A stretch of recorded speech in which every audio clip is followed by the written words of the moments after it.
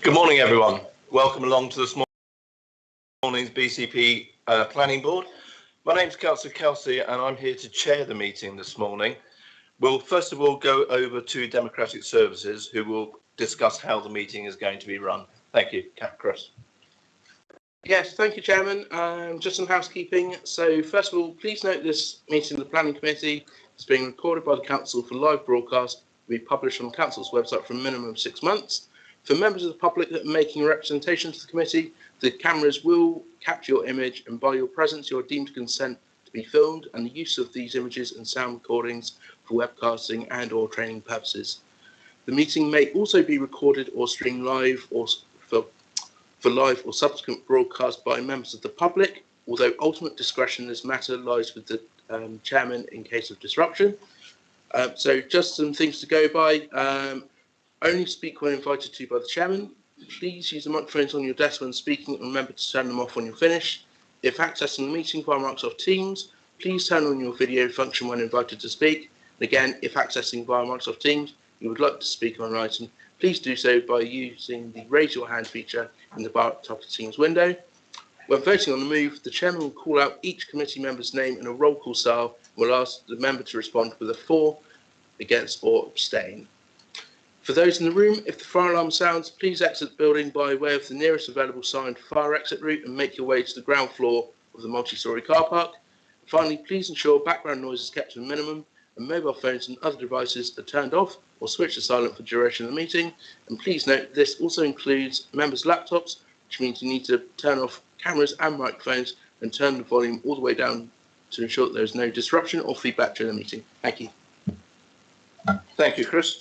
I will now just go around and ask each of the members taking part in this meeting to introduce themselves. My name is Councillor Kelsey. As I say, I'm from East Cliff and Springbourne Ward, and I'm chairing this meeting. Councillor Johnson. Thank you, Chair. Councillor Toby Johnson, Vice Chair of Planning and Ward Member for Alderney and Vaughan Valley. Councillor Stephen Barron. Morning, Chairman. Councillor Steve Barron, Ward Councillor for Parkstone. Councillor Stephen Bartlett. Morning, Chair. Steve Bartlett, Red Hill and North Vaughan Ward. Councillor Derek Borthwick. Councillor Simon Bull. Morning, Chair. Councillor Simon Bull, Councillor for Winton East Ward. Thank you. Councillor Leslie Dedman. Yes, thank you, Chairman. I must say I'm standing in for Councillor Simon McCormack, and I'm Christchurch, Stampit, Muddyford and West Highcliffe. Thank you. Councillor Bob Lawson. Councillor Bob Lawton, West Southbourne Ward. Thank you. Councillor Marion Lepedovin. So Marion Lepedovin, member for Newtown and Heatherlands Ward. Councillor Tony O'Neill. Councillor Tony O'Neill, Penhill Ward. Councillor Anne Stribley. Anne Stribley, Parkstone Ward Councillor. Councillor Tony Trent. Councillor Tony Trent, Alderney and Vaughan Valley. And Councillor Paul Hilliard. Paul Hilliard, Councillor for Muddyford, Stampit and West Highcliffe. Thank you. We have rather a lot of officers that are taking part in this meeting this morning, so I'm not going to go through them individually to introduce them, but fair enough to say that we have at least 15 other officers that are taking part in this meeting, along with several other Democratic Services officers that are here to help with the agenda today. So we'll move on to the agenda. First of all, we have apologies, please, Chris. Yes, thank you, Chairman. We have apologies today from Councillors Malcolm Davis, Brian Dion, George Farquhar, Peter Hall and Simon McCormack, which takes you on to agenda item 2. So Councillor Borthwick is substituting for Councillor Malcolm Davis, Councillor Lawton for Councillor Brian Dion, and Councillor Devon for Councillor Simon McCormack. Thank you. Thank you, Chris. Members, do any of we have any declarations of interest for this meeting this morning? Councillor Barron. Thank you, Chairman. Only a local interest. Many years ago, a previous business I owned occasionally used Eco, but the owners are not known to me and I haven't spoke to them, and I'm entirely comfortable to sit on site. Thank you, Councillor Barron. Are there any further declarations of interest? Councillor Trent. Yeah, it's a marginal one, as I've been advised, but my brother helps with the school transport to and from Portfield to school. Okay, thank you very much for that. Councillor Bull. I have a conflict of interest which I disclosed to you yesterday. Indeed, I'm happy with that. Thank you. For reasons that will be kept private, the conflict of interest will not be known because it is of a personal nature, but not anything to do with this application today. It's purely a safety issue. Thank you. So moving on, public issues. First of all, there are none that are aware. We do have a new protocol for public speaking, which has been documented to everybody at this time. I'm just going to say a few quick words this morning before we start the meeting. I realise and appreciate this is a contentious application, but what I do want and I expect is for this meeting to be held properly, no abuse from anyone, no interruptions from anyone, and everyone to have their turn to speak when they're required to. And once you've had your turn to speak, that will be it. There will be no questions raised from members of the public afterwards. We will hear the deputations both for and against. We will hear the planning officer's report, and then it will be over to members to ask the questions. Anyone else then will need to sit there quietly. If you don't agree with what you're hearing, please don't barrack people, because it's very off-putting for them. And even as members of the public, it can be quite intimidating to people if that's happened. So let's have a friendly meeting. Let's keep it civil as far as we can. I would really appreciate that. Thank you. So we'll start off this morning then. We have just the one item on the agenda, which is item 5A, which is Eco Composting Limited at Chapel Lane in Christchurch. I would ask Sophie Morsley, who is presenting the case this morning, could you present your case, please, Sophie? Thank you, Chairman. Can everybody see that? We can, thank you, Sophie.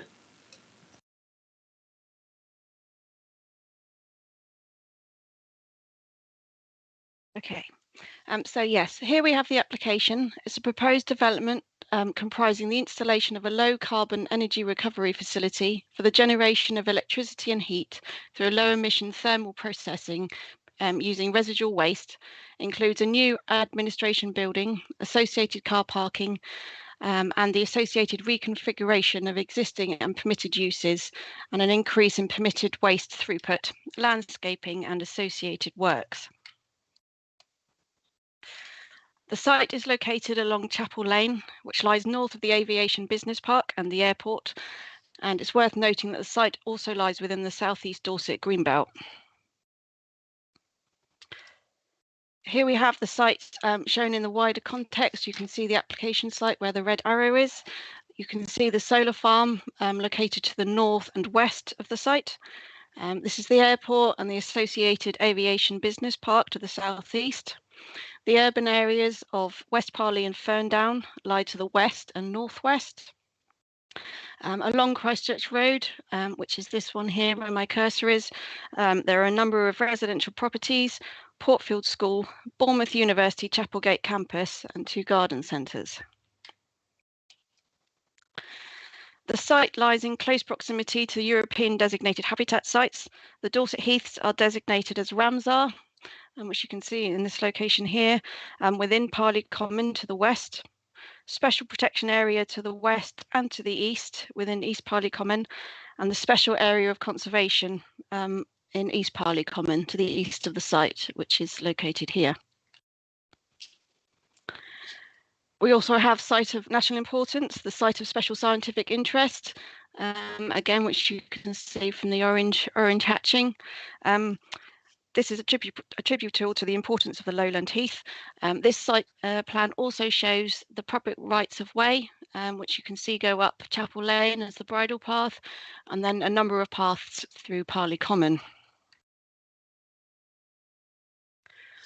I just want to give members some information about the background to waste management within the plan area, which is Dorset Council and BCP area. This table is taken from the Waste Local Plan. You will note that by 2033, the end of the plan period, a total of 1,025,000 tonnes per annum of waste will be produced. In terms of non-hazardous residual waste, by next year, 2023, there is an identified shortfall in capacity of 178,000 tonnes per annum. And by 2033, the end of the plan period, this has increased to a shortfall of 234,000 tonnes per annum. This application site is allocated in the Waste Local Plan for the potential to manage circa 160,000 tonnes per annum of residual waste. And this is on top of the existing waste streams on the site to help meet this need.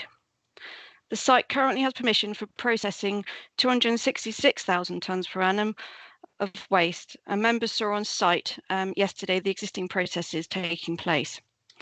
There is an extant permission for an anaerobic digester, a solid recovered fuels facility, and bioenergy facility. As mentioned, the proposal includes an increase in the amount of waste to be processed up to 341,000 tonnes per annum. This 75,000 tonnes per annum increase includes 60,000 tonnes for the energy recovery facility, although it is proposed that 10,000 of this would be recycled and the remaining 50,000 would be subject to incineration. The remaining 15,000 tonnes per annum would consist of additional green waste and wood waste, which is already processed on the site. You will note the waste hierarchy being mentioned throughout the committee report. One of the clear benefits of this proposal is the movement of the management of residual waste up the hierarchy from landfill within disposal to recovery. As outlined in the report, the applicant will be applying for R1 recovery status from the Environment Agency. This ensures efficiency and to ensure that the waste management is moved up this hierarchy, and you will also see that this is proposed to be secured by condition. Okay, moving on to the proposed site plan. From being on site yesterday, hopefully members will have a better understanding of where the energy recovery facility will be located in the northeast corner of the site, and the admin and welfare building to the south of this with the associated new car parking area. You also remember that the anaerobic digester plant will be moved further east on the site, as well as the composting windrows, which were located here and are now moving further east. As mentioned, there is a previous application with a number of other facilities. As I said, the bioenergy facility, the AD plant, and this is the approved site plan from the 2014 application. You'll note that the AD plant was going to be located where the new ERF building will be located, and again the composting windrows will be recited. As part of the Section 106, the permission for the other energy facility will be relinquished, and this will be secured through the 106.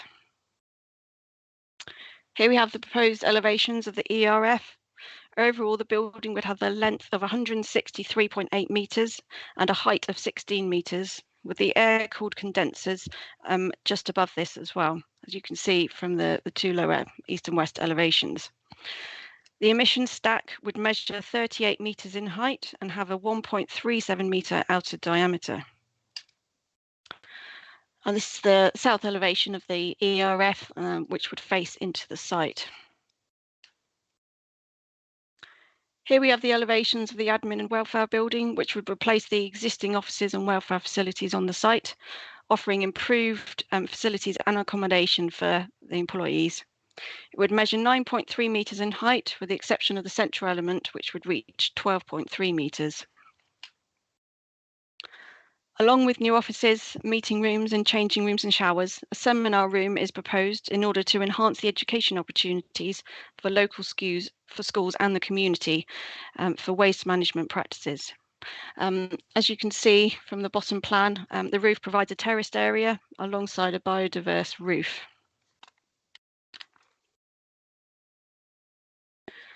Here we have the site layout of the ERF and the new admin building in a little bit more detail. HGVs will enter the site through the existing access point that members saw yesterday. They will enter the ERF fenced off area. Here where my cursor is, they will travel clockwise around the perimeter over the weighbridge, which is located here, and back around to the reception and processing hall. Once processed and recyclable materials and non-combustible items have been removed, the waste will be conveyed into the combustion chamber. 3.4 megawatts of electricity would be generated, and 11.5 megawatts of thermal would be as a result of the combustion process. The electricity will be used on site and fed into the existing substation just outside the site, currently used for the solar farm. And the applicant is currently in discussions with potential recipients of the heat. This matter will be covered by the environmental permit, but you'll also see it's covered by condition 7 in the report. Moving on to highways and transportation, the existing access would continue to be used to serve the ERF area, and the rest of the site for mainly HGV movements. A new access point would be created for the new car parking area to the front of the admin building, which is at this point here where my cursor is. The increased tonnage of waste would result in an additional 107 movements per day, with 38 of these being HGV trips. Overall, it is anticipated there would be 9,914 HGV trips annually from the importation and exportation of materials from the whole site. Looking at paragraphs 225 and 226 of the report, we can see that there is only a 1% increase in daily HGV movements on Parley Lane and Christchurch Road. BCP Highways are satisfied that the local highway network can accommodate this increase. The expansion of the neighbouring aviation business park has also been taken into account when making this assessment. There are proposals to widen part of the existing Chapel Lane to improve access to the site, and proposals to improve the public bridleway E6229, which runs parallel to Chapel Lane. This will be secured via condition under section 106. Here we have a model showing the relationship between the buildings on site. This is a view from the northern side, showing the back of the ERF, and you can see the weighbridge where my cursor is. And the southern elevation of the ERF, and the bottom one is from the entrance looking into the site, and you can see the relationships between the buildings and the new facilities. The ERF will be enclosed from the rest of the site with 2.4 metre high fencing to the south and the east. As I mentioned on site, a 5 metre high and perforate timber fence is proposed around the western and northern boundaries. This will provide some visual mitigation from the adjacent bridleway and minimise light spill. The existing vegetation along the private track adjacent to the northern boundary will be retained, and members hopefully will remember seeing that on site yesterday. As part of the landscaping scheme, the existing 5 metre high bund to the east will be planted with native shrubs and trees, with the northern bund being regrassed. As pointed out on site, the area to the south will also be subject of native planting, which you can see as shown green here. You will note from the report there are landscape concerns with this proposal, specifically from the ERF building and the stack.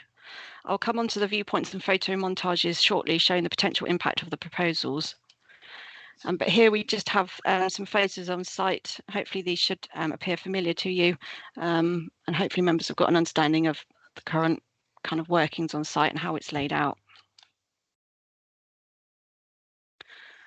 Okay, so the submitted landscape and visual impact assessment included a number of viewpoints from the surrounding area. The top one is from Chapelgate campus on Christchurch Road, the road leading through into West Parley. At the bottom, we have a view from Ramsdown Hill, which is approximately 3.8 kilometres to the southeast of the site.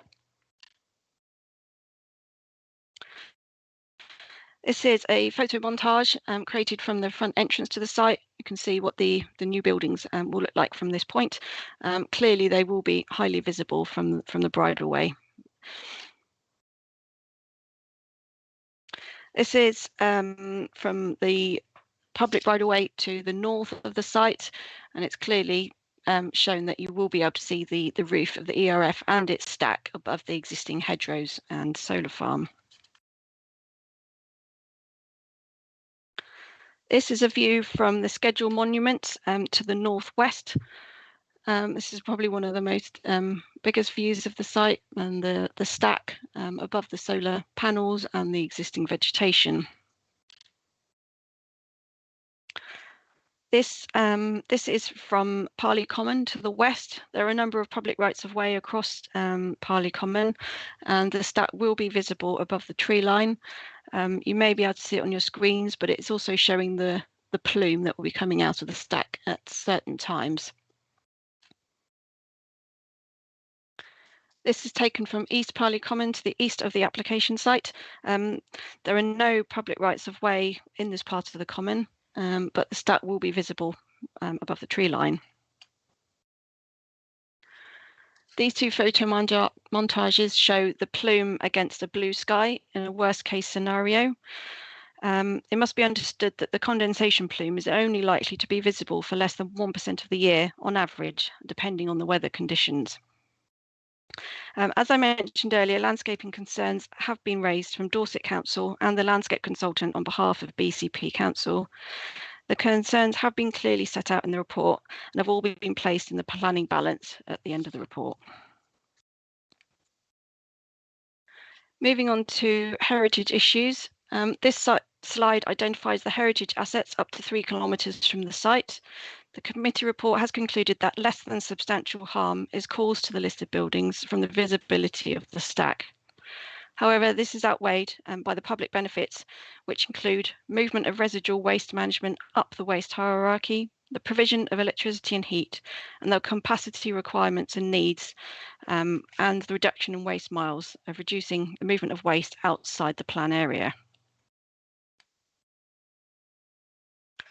There are a number of other important material considerations that I need to make reference to. Firstly, as I said, the site is located within the Greenbelt.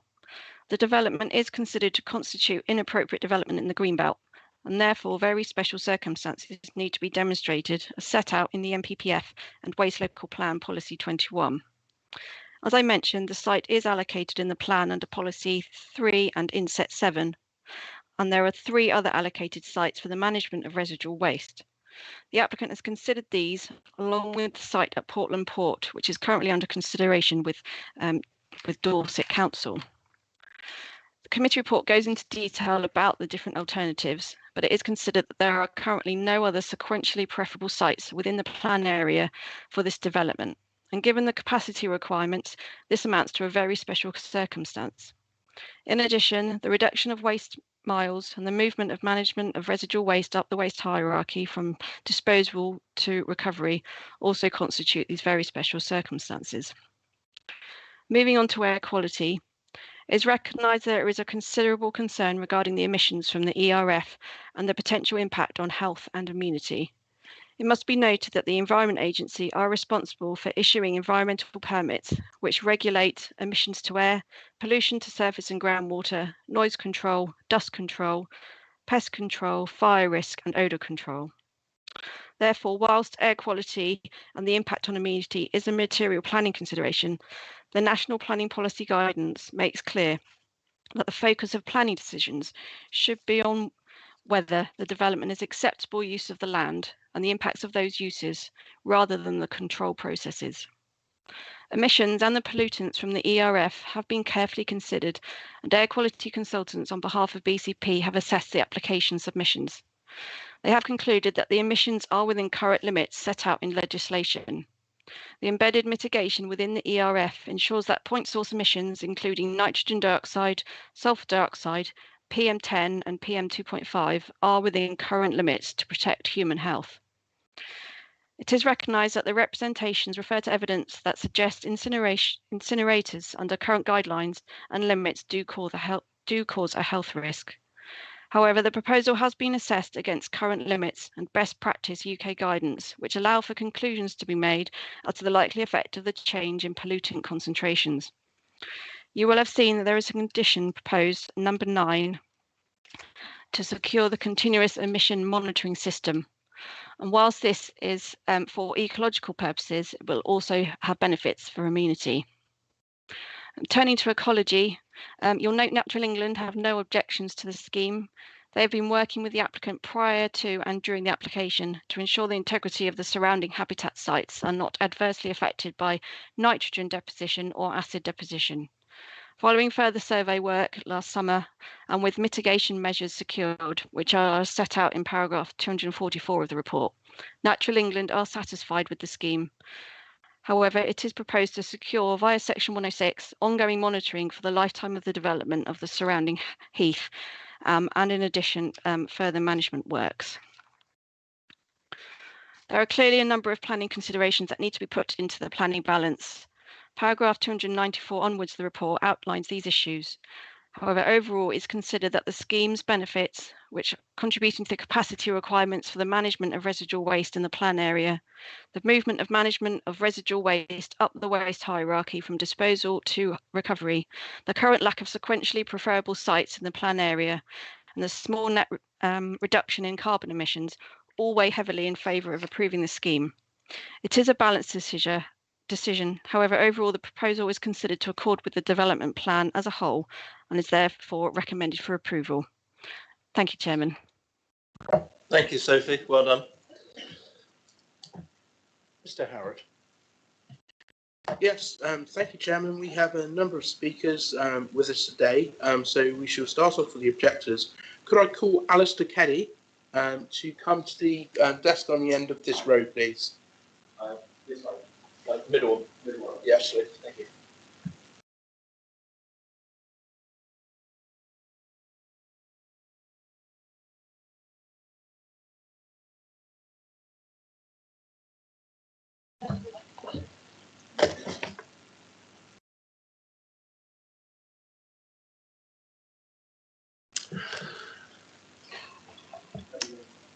Good morning, Chair.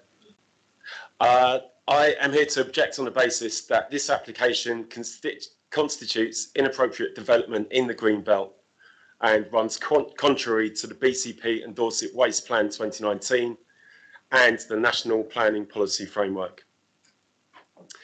The BCP and Dorset Waste Plan 2019 defines an energy from waste plant as incineration, burning of waste to produce energy, possibly as part of a combined heat and power plant. Inset 7 within the plan is specific to the Eco Solutions site and states that waste management facilities, including incineration that would lead to adverse effects upon the integrity of European sites, will not be acceptable. European sites in this case are the special areas of conservation and special protected areas that are directly adjacent to the proposed site. A habitat regulations assessment by a competent authority, I could not see a submission with the planning documents, and this is a requirement under the Conservation of Habitats and Species Regulations 2017. Also from the local plan, to quote, given the site's location within the South East Dorset Green Belt, applications will be considered against national policy and Waste Plan Policy 21. Within Local Waste Plan Policy 21, the following statement, Section 12.105, national policy protects the Green Belt from inappropriate development, which is, by definition, harmful to the designation. Generally, waste management facilities can be considered as inappropriate development in the Green Belt. That is a direct quote from the local waste plan.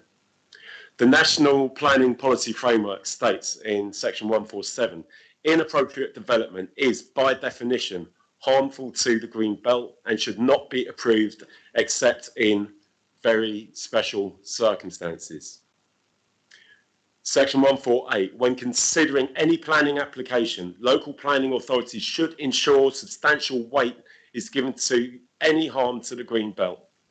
Very special circumstances will not exist unless potential harm to the Green Belt by reason of inappropriateness and Sorry, any Alistair, other harm. your 5 minutes is up. Thank you. Sorry. 2.5 minutes, sorry. Okay. You've got 2.5 more. Sorry? You've got 2.5 minutes. Yeah, you're 2.5 minutes. If I could take 15 seconds to conclude, Yeah, I would be please. grateful. Using very special circumstances to justify this project would go against the letter and the spirit of the National Planning Policy Framework Green Belt Protections. And I call on the Planning Board to reject this application on these grounds. Thank you. Thank you. Thank you.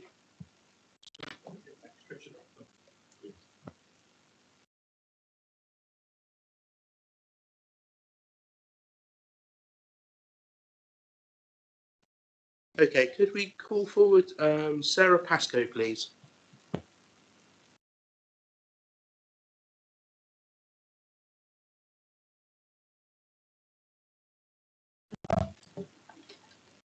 Hello, good morning, and thank you, Chair. My time start yet? Yeah. Okay. I object on health and climate grounds.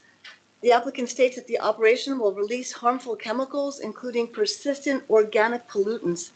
Although these levels will be significantly lower than for incinerators in past years, they remain at harmful levels. The toxicity of these chemicals is well established and non-controversial, as the applicant recognizes. They penetrate seamlessly into our bloodstreams and organs, stay in our bodies for decades, and affect further generations. For example, the applicant expects dioxin to increase in human breast milk by 19.4% of the tolerable daily intake. Dioxins cause developmental, cognitive, hormonal, reproductive, and immune problems and cancer. The applicant notes the carcinogenic properties of the released chemicals, but believes they're within tolerable limits. According to the NHS, 1 in 2 of us will get cancer. Environmental exposures cause many cancers. We're best served to reduce these exposures. Biology is full of tipping points. Deleterious health effects of incinerators are well established. Dioxins have been found in chicken eggs, grass, and moss up to 10 kilometers away from incinerators, and heavy metals have been found in the toenails of children living nearby. The applicant expects to release a range of these chemicals, including manganese, a known neurotoxin that causes cognitive and behavioral deficits in children. The damage by heavy metals is cumulative, with reduced cognitive abilities often showing up later.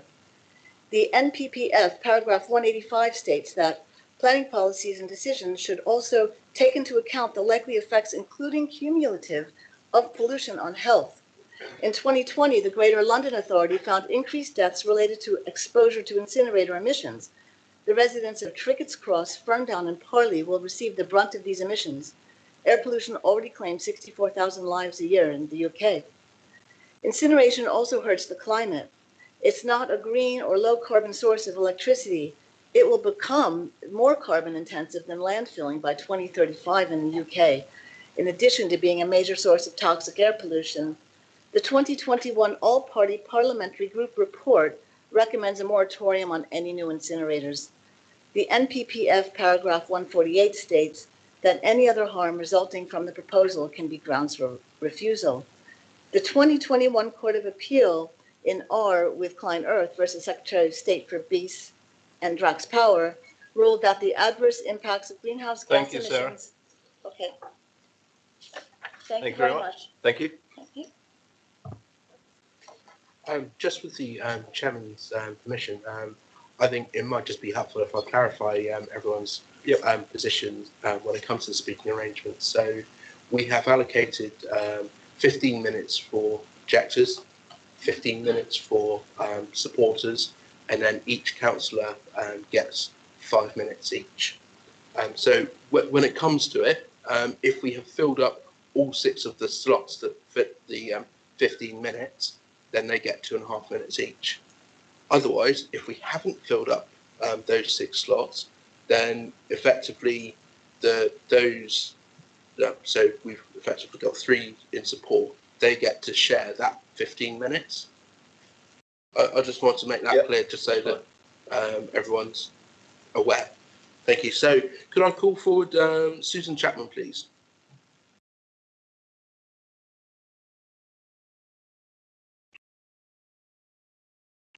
Thank you. Thanks, Susan.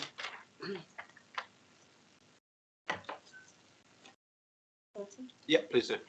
Material planning considerations include climate policy, and the IPCC's latest shocking report on our dying world, describing the window of opportunity to act as brief and rapidly closing, has got lost in this last appalling week. Ecosystems are unravelling much faster than anticipated. Targets are wrong. The whole Earth is overheating, and for the first time ever, the IPCC have criticised the vested economic and political interests that are delaying our response to tackling climate change. What happens if the Gulf Stream fails? It's already slowing. The UK government has been criticised by the Public Accounts Committee for its lack of climate ambition. An eco-Marshall plan to retain precious resources, including harvests, is long overdue. Michael Gove warned 5 years ago of soil failures in 30 to 40 years. BCP's current outdated local plan fails to factor in the emergencies declared in 2019. Nor have BCP mobilised the residents for the scale of the daunting but doable challenges ahead. Our design to fail built-in obsolescence culture is changing as people wake up to systemic waste, irreversible damage and leadership failures. Reduction, reuse, recycling and composting make economic sense in a world of shrinking, costlier resources, and there are louder calls for a zero-waste society, which means less shopping, more sharing, kindness, repair cafes, win on waste, and clothing swaps. A global plastics treaty has just been announced. Apart from noise and smells from incineration, our filthy air kills annually. Ultrafine particles are also damaging lungs. Highly toxic residue still goes to landfill, so we'll also have the muck of land contamination from residual ash, as well as endless carbonic trucks, unhelpful for house prices and tourism. Precious greenbelt should be sacrosanct. Why are we complicit with concreting the natural world at a time biodiversity is vanishing terrifyingly fast? We need exhausted nature to recover so we can survive. We are at incineration overcapacity anyway, with lots of local incinerators. The EU is turning away from waste to energy incineration as it's carbon intensive and harms rather than supports the transition to a circular economy. A material recovery and biological treatment, MRBT, is a better solution, according to the chair of the Zero Waste Europe Scientific Committee. Salt marshes, trees, peatland. Okay. Thank you very much. Okay, please could we call forward David Barnes, please?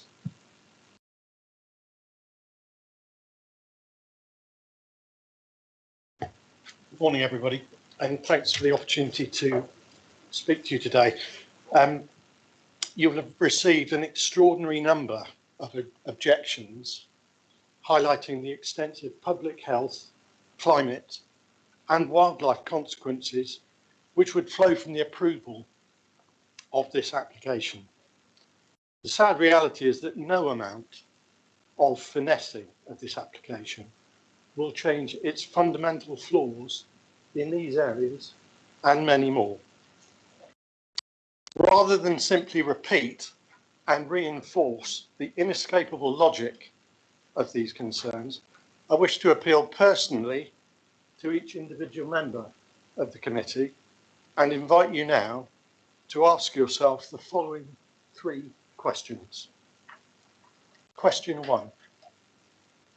Can I say, with all the honesty and integrity required of my position in public life, that there are not better ways in which we can meet our future waste disposal needs in this area? Question 2. When I'm looking back and reflecting on my role in years to come, will I be able to look the next generation in the eye and truthfully say that I acted in their best interests? Question 3. When I'm next enjoying the beautiful countryside and wildlife which we are fortunate enough to be the current stewards for, can I unequivocally convince myself that I'm on their side? Members of the committee, in the 1 minute remaining, I would please ask you to use the available silence to consider your own personal response to these 3 questions. Thank you.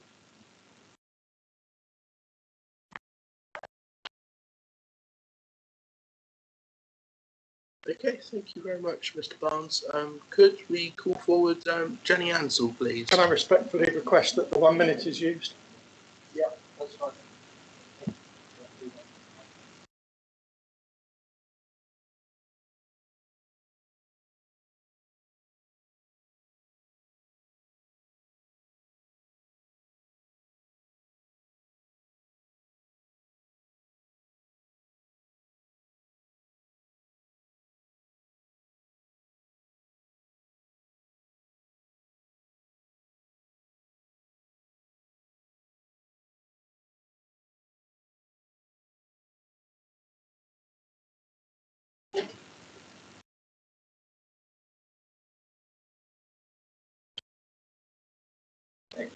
Thank you.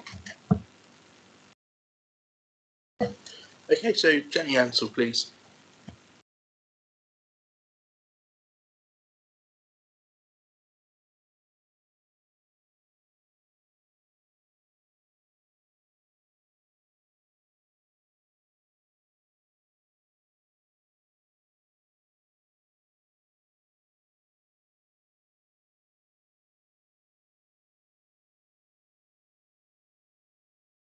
Okay. Sorry. Okay, I'm speaking on behalf of East Dorset Friends of the Earth. The main argument of East Dorset Friends of the Earth's objection to the application is that the proposed facility is not consistent with government policy. Firstly, National Planning Policy Framework, paragraph 11D, requires decisions to be based upon an up-to-date development plan. The current local plan predates BCP's declaration of the ecological and emergency and its consequent action plan, and so is clearly out of date. The relevant section of the PPPF could, and in our opinion, should be applied to reject the application. Secondly, the Committee on Climate Change is clear, as has been mentioned, that the waste disposal should adhere to the waste hierarchy, which prioritises prevention, waste prevention, which is top of the list, not just one step up from disposal. The current proposal actually mitigates against waste prevention, as its economic model is based on the continued creation of hard to dispose of waste, which is mainly plastics, and we assume that it will require BCP and Dorset councils to enter into long-term contracts to provide a constant supply of such waste. In fact, 18 months ago, East Dorset Road did invite the council to set up a plastics reduction forum, but we didn't receive any response from that request. Thirdly, the proposed development is inconsistent with the proposed action plan to improve quality and reduction in CO2 emissions. If the council adhered to the waste hierarchy by taking waste prevention measures and moving towards a zero waste strategy instead, emissions could be substantially reduced. The proposed facilities would lie within the green belt, which would be regarded as inappropriate use under the MPPF paragraphs 143 and 145. So to sum up, we would argue that the application is not acceptable as it is inconsistent with national policy. Okay, right, thank you. Okay, and finally, from the objectors, could we have Ken Cowden, please?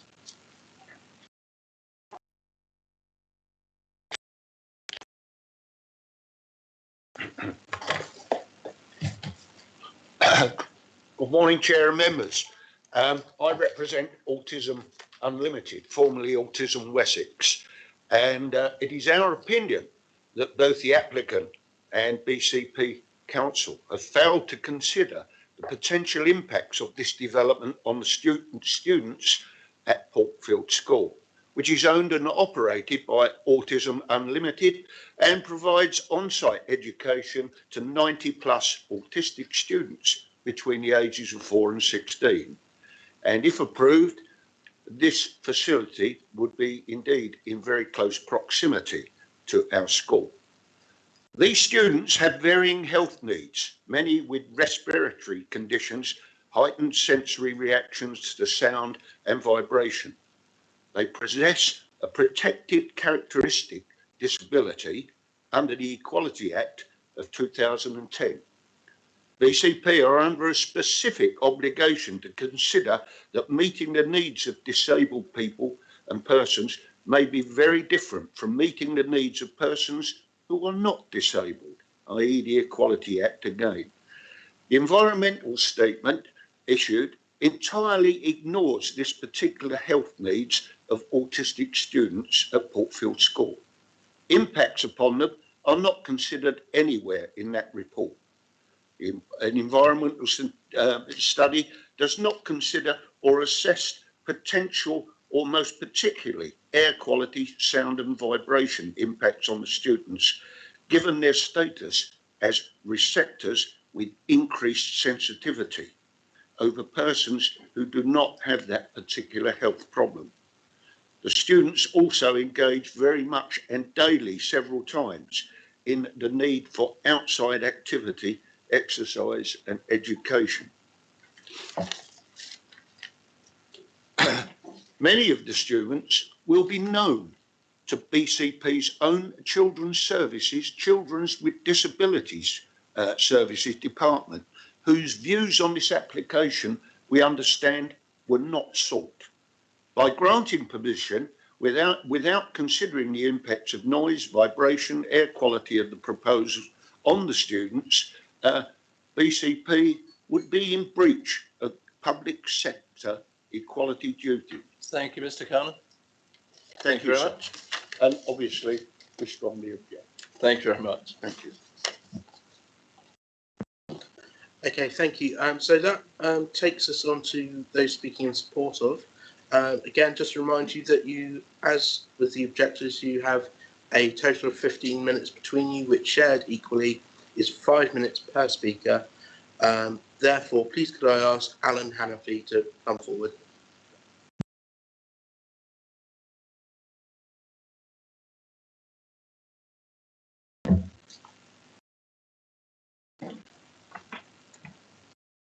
Good morning, Chair and members of the committee. My name is Alan Hanafi from Union 4 Planning, and I act as a planning consultant on behalf of the applicant Eco Sustainable Solutions.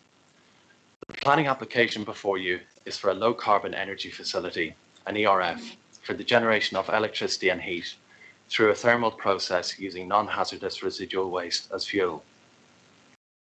The proposals include a new administration building and the reconfiguration of existing and permitted uses on the site. The proposed development is on an allocated waste site identified for the purpose of treating non-hazardous residual waste in the Council's recently adopted waste plan.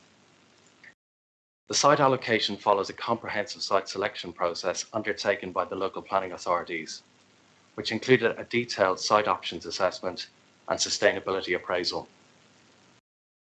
This process demonstrated that the eco site is the optimum location in the waste plan area for an ERF. The proposed development was informed by active engagement with numerous stakeholders and feedback received during both the preparation of the Council's waste plan and in advance of submitting the application. As such, the proposals reflect feedback received from key consultees, including BCP Council, Dorset Council, Natural England, the Environment Agency and Bournemouth Airport. Currently, a significant amount of waste is exported from the waste plan area to landfill sites in Hampshire and Somerset, and for energy recovery at facilities outside of the county. The Council's waste plan identifies the need for new facilities to deal with residual waste and forecasts a significant increase in waste arising in the BCP Council area over the plan period. The proposed development will help to address an acute need, whilst also significantly reducing the waste miles and environmental impacts associated with exporting waste. The application comprises previously developed land within the Greenbelt, and the site has been recognised in previous decisions as a major recycling and recovery facility acceptable at this location. The proposed ERF replaces a previously approved bioenergy facility, and the existing waste reception building will be removed from the site. Although the proposals will result in an increase in the overall volume of built development, we consider that very special circumstances exist which outweigh any potential harm to the Greenbelt, including a need for the development and the significant environmental benefits arising. The planning application is supported by an environmental impact assessment, which has been subject to rigorous review by a variety of statutory consultees and independent consultants appointed by BCP Council. The consultees have confirmed that the proposed development will not give rise to any adverse impacts on human health, sensitive ecology or public highways, nor will it impact on the safeguarding requirements of Bournemouth Airport. Contrary to the suggestion of the first objector who has spoken this morning, a habitats regulations assessment was submitted to BCP Council. This was reviewed by Natural England and by BCP Council's own ecology team, which undertook an appropriate assessment. Both of these consultees confirmed that the proposal will not give rise to adverse impacts on sensitive habitats. To conclude, the planning application accords with the policies of the Council's recently adopted waste plan and is supported by national and local planning policies for low carbon energy, sustainable waste management and sustainable development. We would respectfully ask you to support the recommendation of your officers and grant planning permission for this proposal. Thank you. Thank you. Okay, thank you. Could I ask Justin Dampney to come forward, please?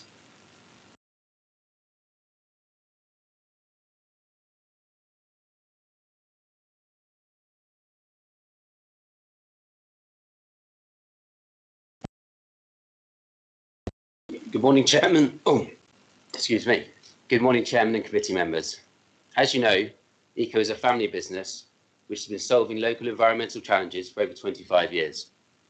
From composting green waste when it was considered left field, to generating electricity from food waste and solar. We are a pioneer in our sector and play an important role, not just in our industry, but locally. Our activities offer significant environmental benefits, such as the 90,000 tonnes of carbon emissions we save each year. We also provide economic and social benefits through our direct employment of over 50 team members and indirect employment opportunities we generate by working with local suppliers. Our proposals will further increase these economic, social and environmental benefits, supporting the principles of sustainable development outlined in national and local planning policy. As I'm sure you all know, our local community is pretty good at recycling, running at a rate of 65%, which is far better than the national average of 42%. As a company, we have invested time, energy, expertise and capital in supporting recycling. And ECO now recycles more than 250,000 tonnes of local waste every year. However, there is a clear need for local solutions for the remaining 35%, which equates to hundreds of thousands of tonnes. As you know, there is no facility like the one we are proposing locally. Currently, this local leftover waste is loaded onto heavy good vehicles, clocking up hundreds of thousands of additional avoidable waste miles, sending it to London, Bristol, or worse still, being buried in landfill sites out of county. BCP and Dorset's Waste Local Plan recognises this and has clearly identified the need for local energy recovery facility or facilities.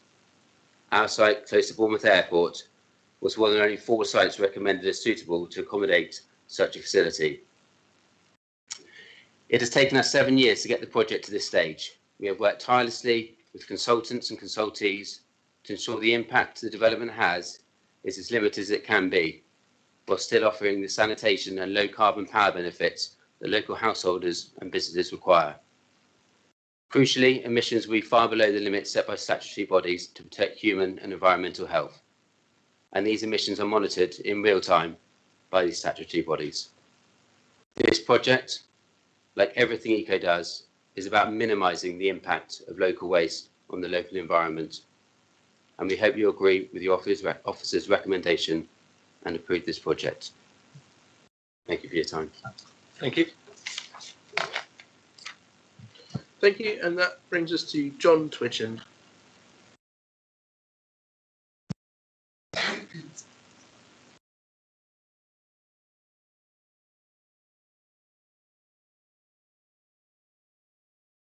Very good. Morning, Chairman, committee members. Thanks for your time. Thank you for the opportunity to speak in support of ECO's proposal for an energy recovery facility at Chapelgate near Bournemouth Airport. I'm a local resident, a fellow of the Chartered Institution of Waste Management and a past chair of the Consultation Institute's Advisory Committee. I grew up in Bournemouth and now live here with my family. I've been providing communications support and stakeholder engagement support to ECO on this project, as I have done for many other businesses and local authorities over the last quarter of a century. Ever since I was a young boy, protecting the environment has been important to me. From working with my father's landscape gardening business, one of ECO's first green waste customers, funny enough, and studying environmental science at university, to now establishing a new business, a circular economy business, that recycles polyester clothing, polyester fabric. Addressing the challenges of modern life and the impact we all have on the environment is at my core. ECO's worked very hard to engage stakeholders in what they do, and in particular in developing this project. Their approach to stakeholder communications has been exemplary despite the difficulties faced through COVID restrictions. ECO's undertaken extensive consultation with statutory bodies, dating back to the preparation of the Council's waste plan and throughout the development of this planning application. The feedback from statutory consultees such as Natural England, Environment Agency and Bournemouth Airport is reflected in the size, shape and the design of the proposed DRF, as well as the advanced abatement technology being proposed. ECO has gone beyond statutory requirements, from proactively contacting key stakeholders, including local parish councils and interest groups, providing digital information on the website, including a virtual tour of the information boards, because we were unable to invite people to site at that point, inviting the ECHO and local TV reporters onto site later for interviews, and engaging in webinars and environmental representatives through, for example, Zero Carbon Dorset, to meeting with interested local residents and other stakeholders virtually and on site. ECO's willingness to respond to and address technical feedback from consultees is a key reason why emissions from the ERF are so low. The proposed development has evolved based on the feedback received during the consultation process and has helped to satisfy statutory consultees and the Council's own independent experts that there will be no adverse impacts on human health or sensitive ecological sites. Feedback from statutory and non-statutory stakeholders has influenced the work done to address vehicle movements, improve access by bike or on foot for visitors, proactively engaging key stakeholders. And this includes BCP's own economic development team around the potential for the ERF to support and supply a low carbon heat network. Never has affordable low carbon heat been more important. ECO wants to work with the Council and other key stakeholders to support our ambition for even higher rates of recycling, and critically to take action aimed at reducing the overall amount of waste generated by residents and businesses.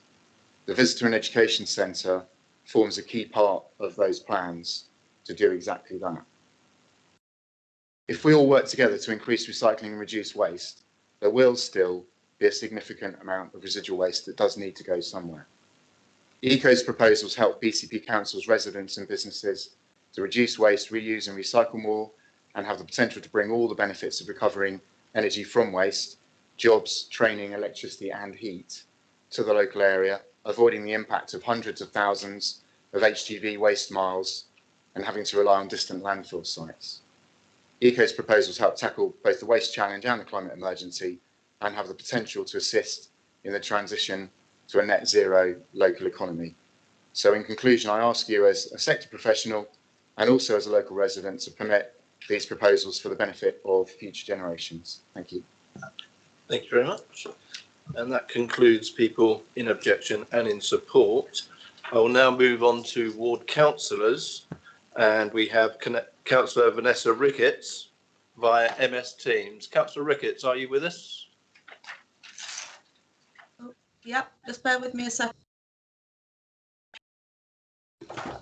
Good morning, Chair. Good morning.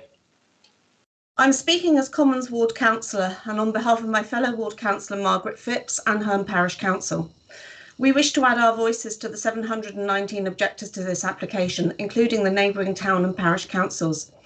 Paragraph 148 of NPPF reads, when considering any planning application, local planning authorities should ensure that substantial weight is given to any harm to the green belt. Very special circumstances will not exist unless the potential harm to the green belt by reason of inappropriateness and any other harm resulting from the proposal is clearly outweighed by other considerations. In relation to demonstrating whether or not very special circumstances exist, we note Secretary of State for the Environment ex parte Pershon of 1991. This legal precedent established that the burden of proof rests with the applicant to demonstrate that the advantages of their proposed development would clearly outweigh all of the associated harm. If the benefits do not clearly outweigh the harm, then very special circumstances will not exist. Even if it is concluded that the benefits equal the disbenefits of an incinerator proposed in the Greenbelt, the application has to be refused. This was the decision of the Secretary of State when concluding on the recent New Barnfield decision. The report states that, taken as a whole, the proposed development is considered to constitute inappropriate development in the Greenbelt, which is by definition harmful. The report argues that special circumstances do exist due to the absence of alternative suitable sites in the local area. Yet UK Wind shows other facilities within a 2-hour drive, including Winfrith, Basingstoke, Andover, Southampton and Wells.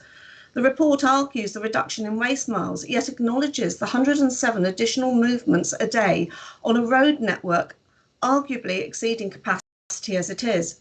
The report further states that the environmental impact assessment provides evidence that the effect of process emissions on human health is predicted to be not significant. What exactly is not significant to an asthmatic or resident with COPD? Anyone living and working close to Chapelgate, and indeed much further afield, can already testify to the detrimental impact of acrid smells coming from the eco-composting facility. The report clearly outlines the adverse impact on the landscape character and visual context of the landscape of the incinerator stack, as well as the harm on heritage assets. The only reason the officer recommends approval is due to the special circumstances, yet it is clear that the supposed benefits do not equal the disbenefits, and for this reason in planning law, as well as the climate, environment, public health, habitats and impact on our local residents, I ask the committee to refuse this application. Thank you, Councillor Ricketts. We also have other councillors today in person. Councillor Felicity Rice.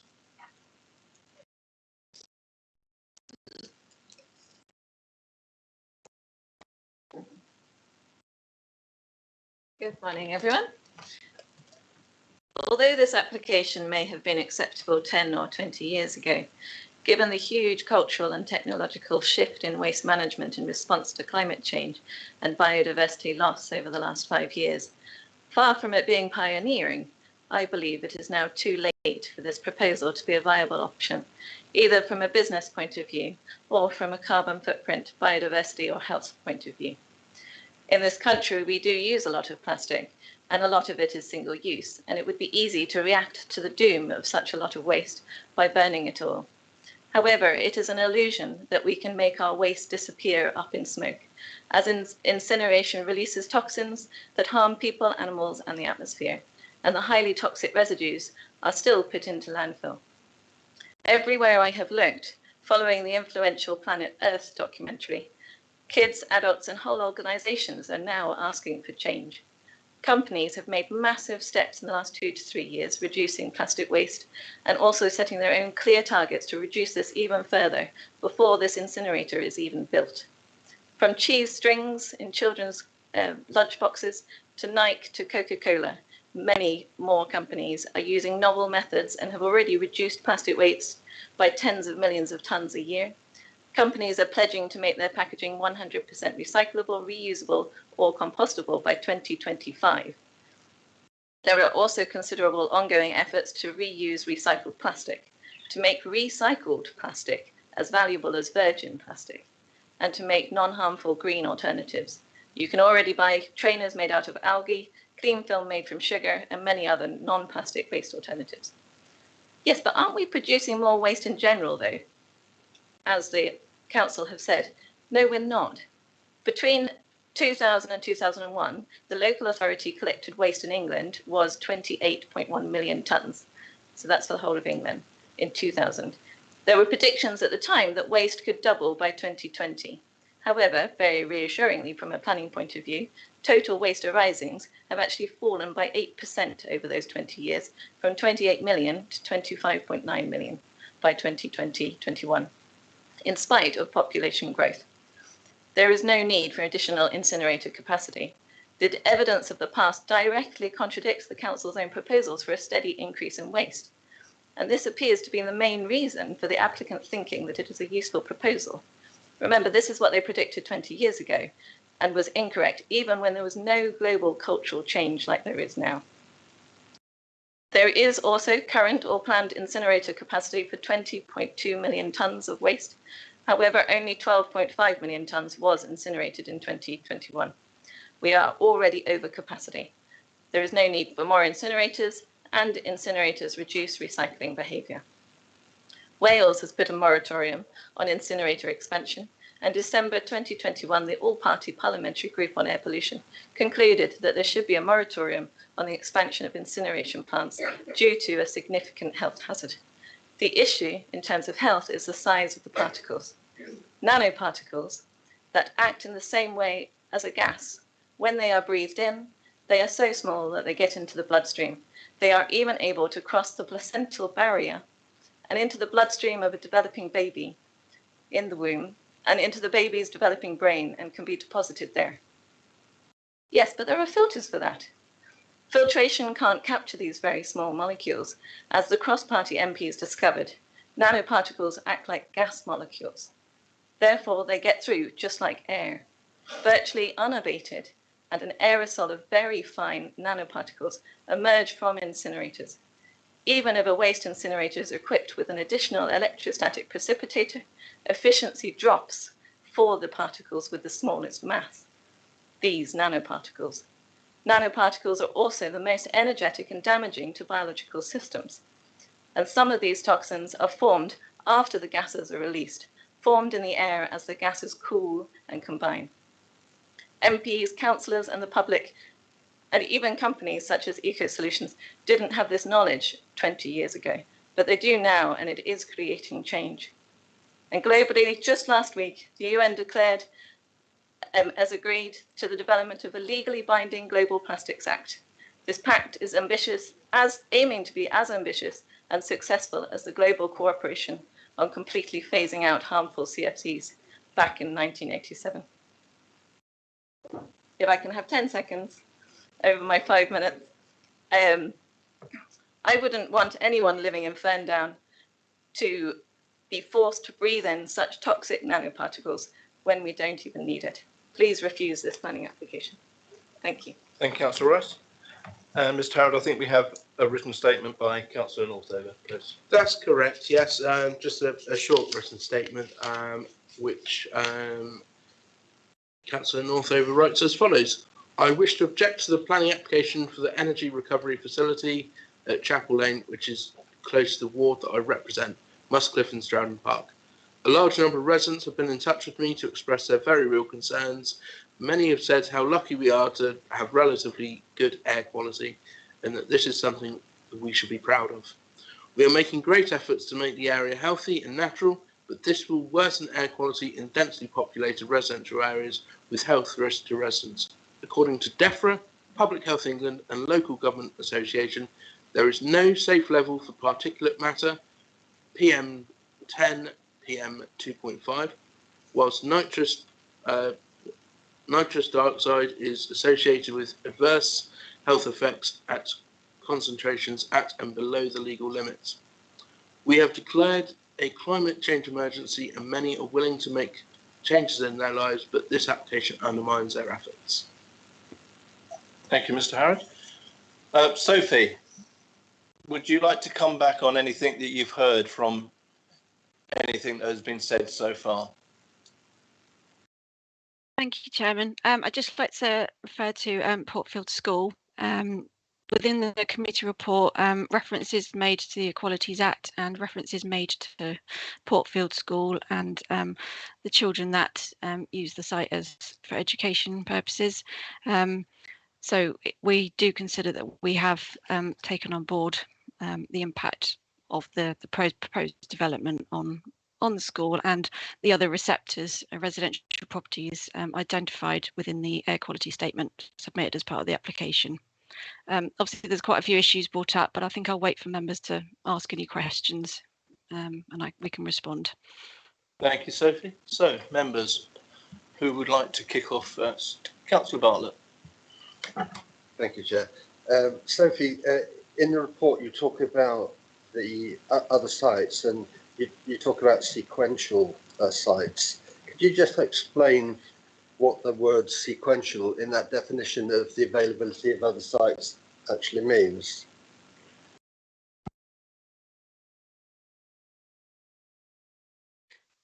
Thank you.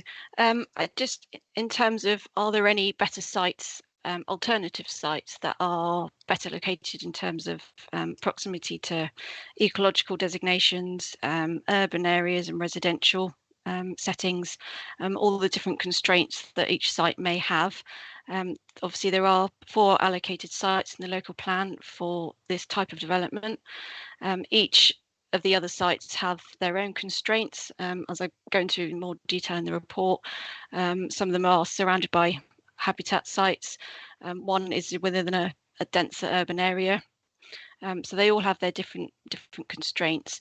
There's no other current planning application in for any of those sites, and this proposal would provide some capacity towards the required need for managing residual waste within the plan period. Thank you. Thank you. I still didn't quite get the use of the word sequential. Does it mean that if those sites are not considered to be suitable because they are more inappropriate than the site that this application refers to, but they have different aspects of those sites which makes them unsuitable, or is this one site preferable overall when compared with those other sites?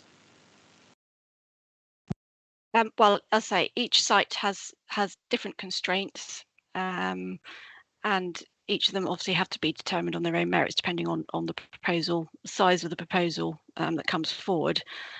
This site is an existing waste management site.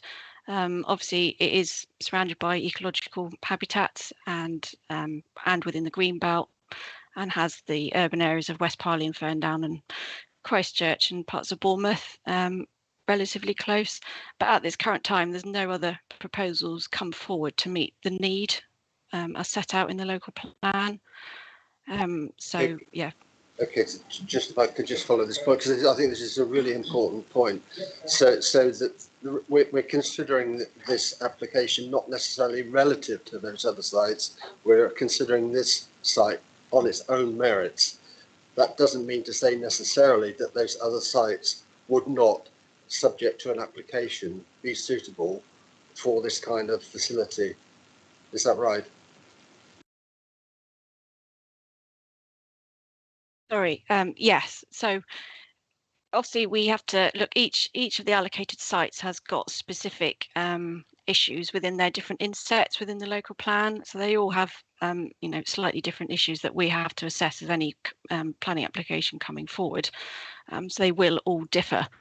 But the site selection that was undertaken initially when the local plan was being created, and then subsequently as part of this planning application, the applicant have gone through and said why this particular facility is most suitable for this site and why they've chosen to keep it on the current waste management site.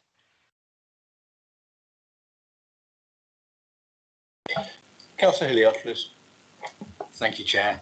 As we heard from the objectors, there's a lot of questions about if burning is appropriate, if travelling the waste to another facility is appropriate. I had asked if the head of our head, BCP head of sustainability, is he on the call or not? Yes, he is. Yes. So, yep. Thank you. I'll hand over to Mr. Montgomery. Morning, Mr. Montgomery. Good morning, Chair.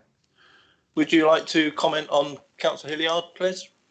Sorry, could you just repeat the question? It went a little bit quiet, the question for me. Thank you, Dr. Montgomery. It's basically to give your expert guidance and information. So obviously there's many questions. One of them is this technology out of date?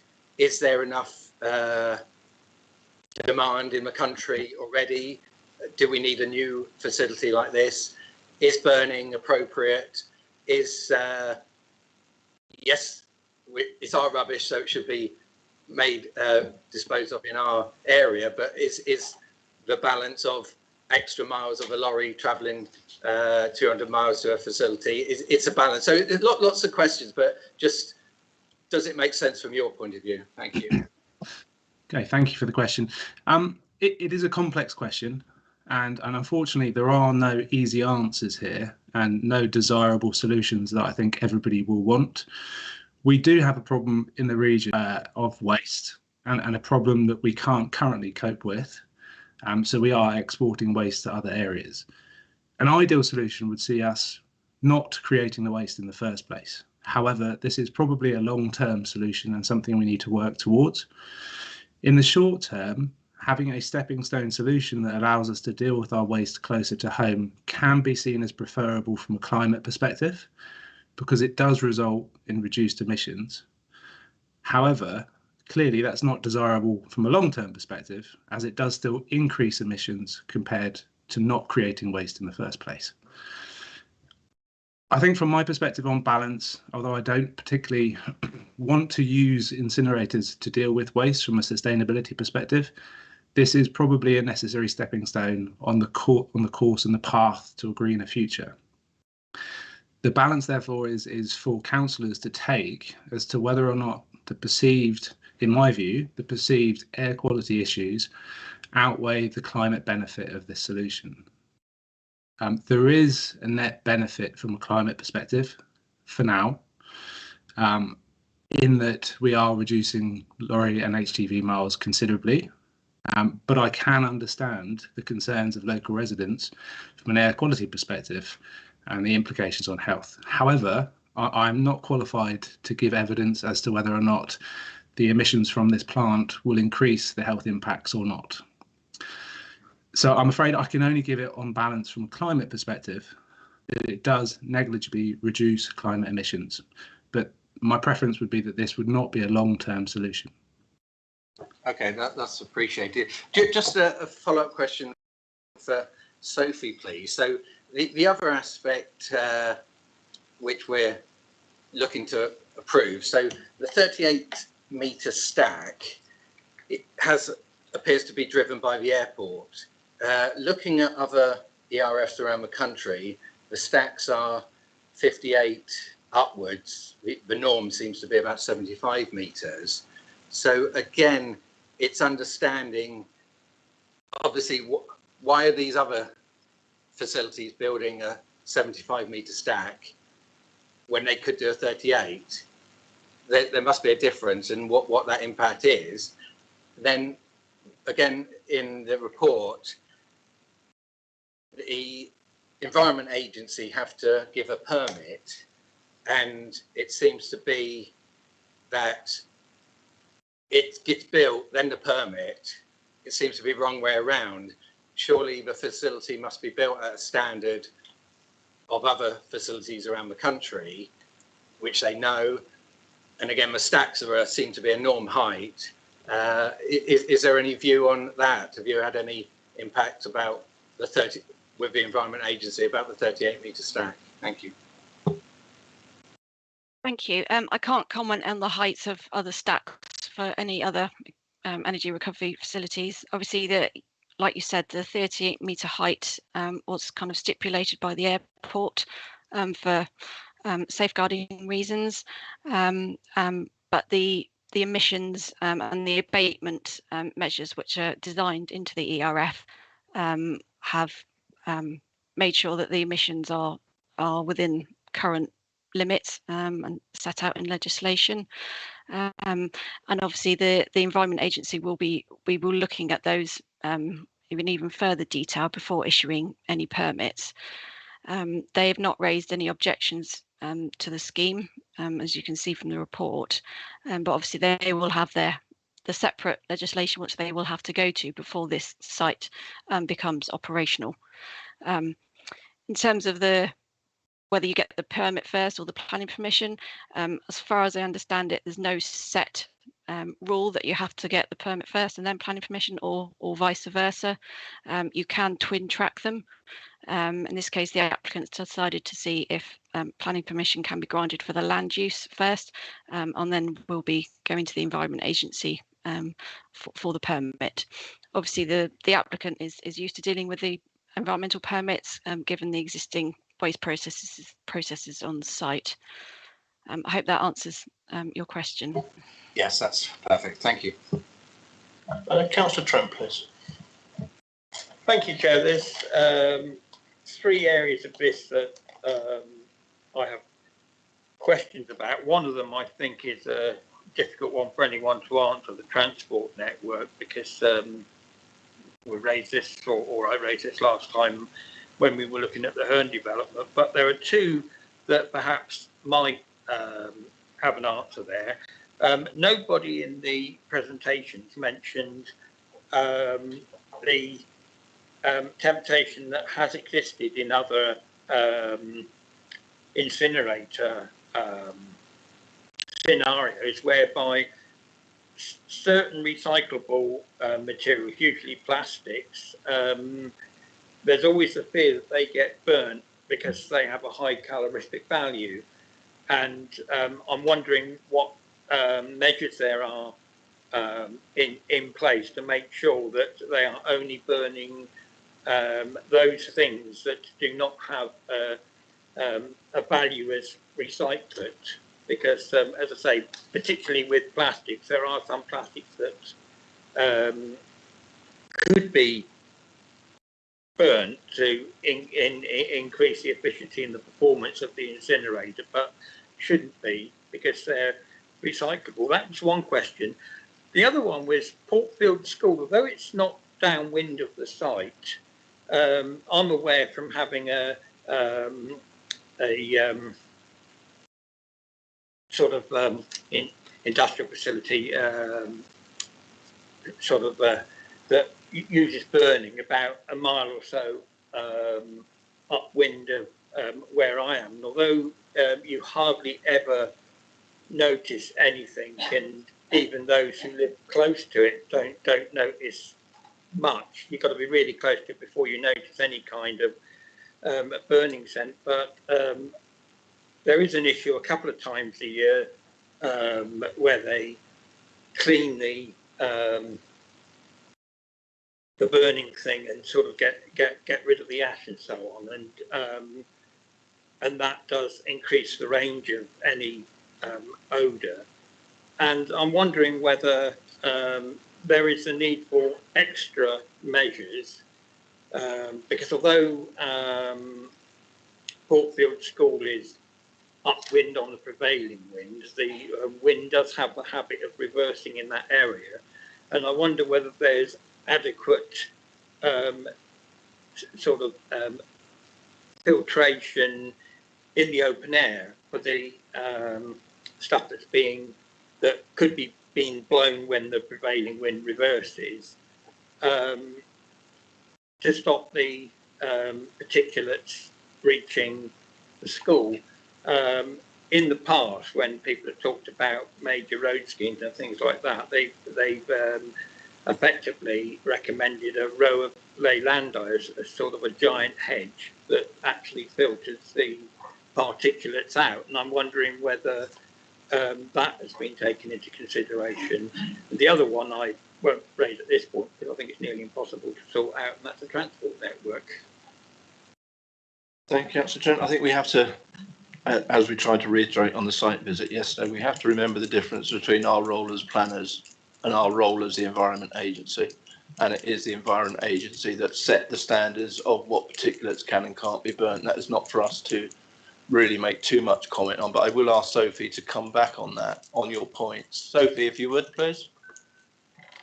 Thank you. Yeah, in terms of kind of the first points about potential recycling materials being burnt, obviously, as I mentioned, 60,000 tonnes will be taken to the ERF, but it's the applicant's intention that this will be processed and sorted, and of the 10,000 tonnes will be siphoned off that can be recycled and then exported to other sites. So there will be a kind of a second process once it's come from the different contracts and different companies, whether that's us, BCP Council, Dorset Council, or private waste companies. So yeah, it's anticipated that the only things that will be burnt will be the residual waste that cannot be currently recycled. Moving on to kind of mitigation, and in particular Portfield School, obviously the current ERF, there are abatement measures which are designed into the facility, and that's mainly to do with ecology impacts, preventing nitrogen deposition and acid deposition. But obviously these also help the impact on air quality in terms of health and amenity. I don't think any additional kind of planting when the evidence before us shows that the emissions are acceptable and below the current guidelines and limits set out in legislation. I don't know whether I might bring in our consultant, Daniel Clampin. He's our air quality consultant who has reviewed the air quality section in the environmental statement. Daniel, I don't know if you wanted to add anything. Hi, Sophie, thanks. Sorry, Chair. Was there anything? Yeah, I would just add around the comment, the question around wind conditions. So the applicant has performed detailed dispersion modelling from the stat, and they've used 5 years of meteorological data, of wind data from Bournemouth Airport to inform their study. So that will have captured the downwind conditions, and what they've reported are the maximum impacts as a result of all of those wind conditions across those 5 years. So hopefully that helps to kind of understand that. Councillor Trent. Yeah, because it's only really the school and one or two places that are close enough to it to suffer the odour, and I know from experience, having a foundry in my patch, that you do very occasionally get an issue with it, but unfortunately what it involves to screen things off better is sort of the type of planting that we don't normally do, and it's a perishing nuisance for planting, and that's leylandii, because that does siphon off a lot of stuff that goes through the air and maybe would affect the odour, because the odour, and it was referred to in one of the representations that you know, the youngsters at the school, some of them in an intense sort of state of vulnerability psychologically, you know, react to smell and stuff like that. And the kind of thing is a very minor irritation that you get, you know, sort of just behind the nasal passages and so on. And you know, it's whether that can be mitigated from about the only place that would suffer it, other than in the other direction, the industrial area. So, yeah, I just really wanted to put a marker out that there has been issues in the past whereby things have been incinerated that shouldn't be, but the temptation is high because they have a high calorific value and they make it a lot more efficient. Yeah. But you know, you looked at on a broader scale, you'd have to compare that with what kind of things are actually created by the recycling of the product anyway, but that is another big issue. I think one of the things on the site visit that we all did yesterday, it was pointed out on several occasions that there is a rather large 5-metre bund around the site, which they were intending to plant with various trees and shrubs, and I would imagine that that would be done in consultation with arboricultural people as well, to make sure that is done properly and to have the trees that are required. Sophie. Thank you. I just wanted to come back on the odour point. Obviously, I have looked at it as part of the report. All of the vehicles delivering the waste will be enclosed, and all the waste will go into the building, and the building will be enclosed at that point. So it's not anticipated that there'll be any odour release from the movement of waste to and from the site. So I just wanted to clarify that point. The other thing is the odour control will be part of the environmental permit, so there'll be a second company kind of looking at that side of things. Thank you. Thanks, Sophie. Councillor Lawton, please. Thank you, Chairman. Having built a factory myself in the 80s, which was close to a residential area and had a chimney installed to extract residue from within the factory atmosphere, Obviously, the residents in the area were extremely concerned about emissions from the chimney. Can I get reassurance from either Sophie or one of her team that the scrubbers or filters within the chimney will be regularly inspected, cleaned and changed under a strict regime? Will the chimney have, I'm trying to think of the word, micro sensors which will indicate if there's any change or failure within at the particular production time? And finally, I was slightly concerned about Councillor Rice's concern about emissions which cannot be picked up by filters, etc. Can somebody assure me that we can't look at that, or it can be mitigated? I have some other questions, but I'll leave that for now. Great, thank you. Yeah, so the proposal includes what's called a continuous emission monitoring system, and we have condition 9 is set out to secure that. So this would include details for the provision of the source mitigation of a selective non-catalytic reduction system, a lime or sodium hydrogen bicarbonate injection system, and a powdered activated carbon injection system, which are all mitigation measures to reduce the emission levels coming out of the flue. So that will be secured by condition, but the Environment Agency will also be doing monitoring of the site as part of the environmental permit. So hopefully that should cover that point.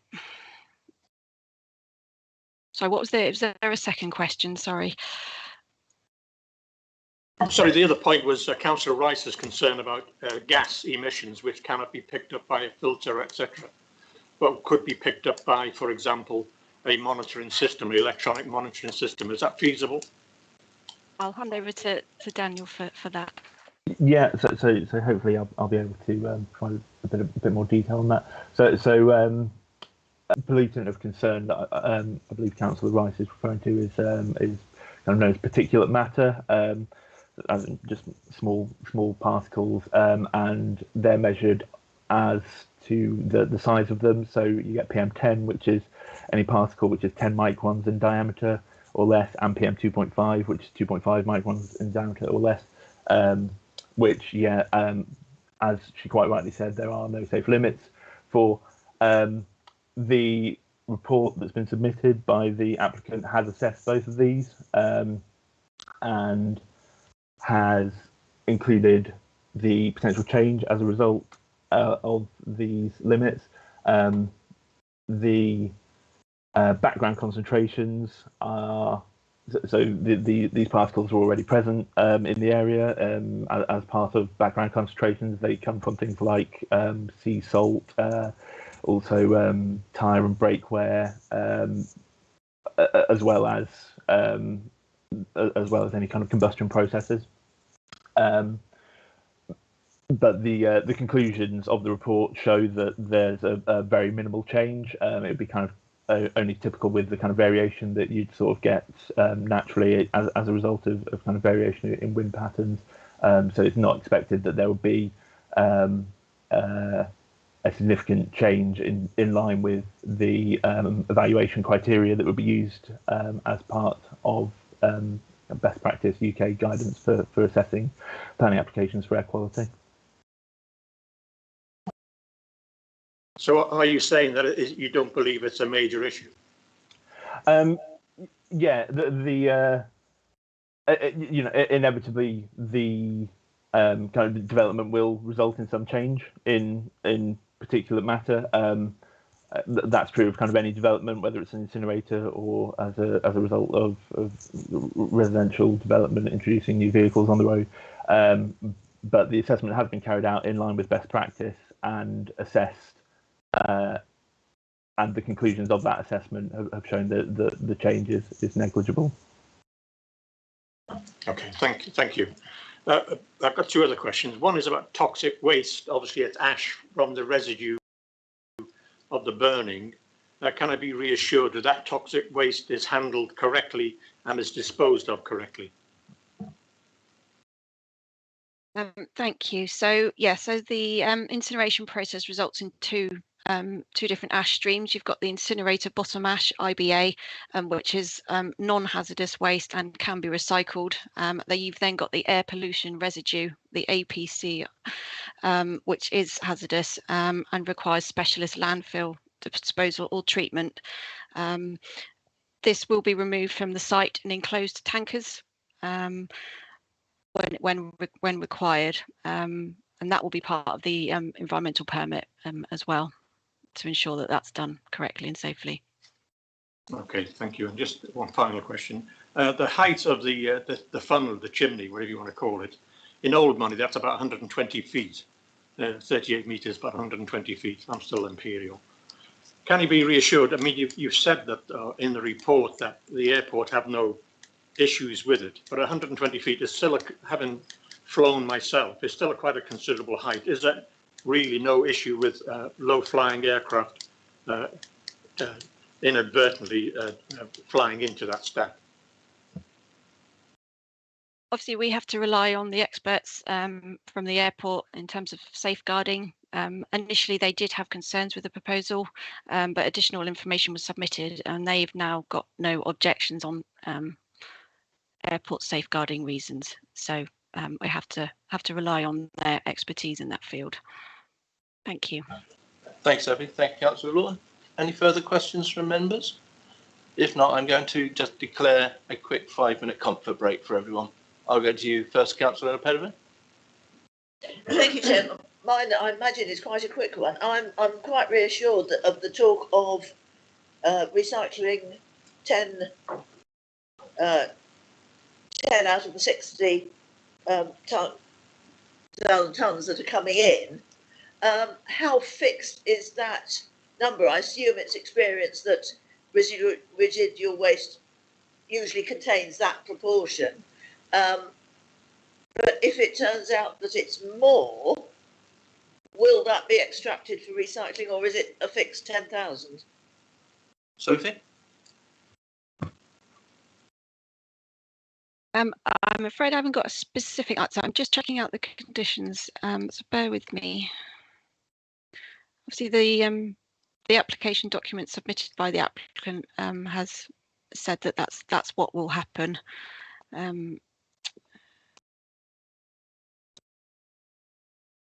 So condition 11 of the report does say the maximum tonnage of waste to be processed by the ERF should not exceed 60.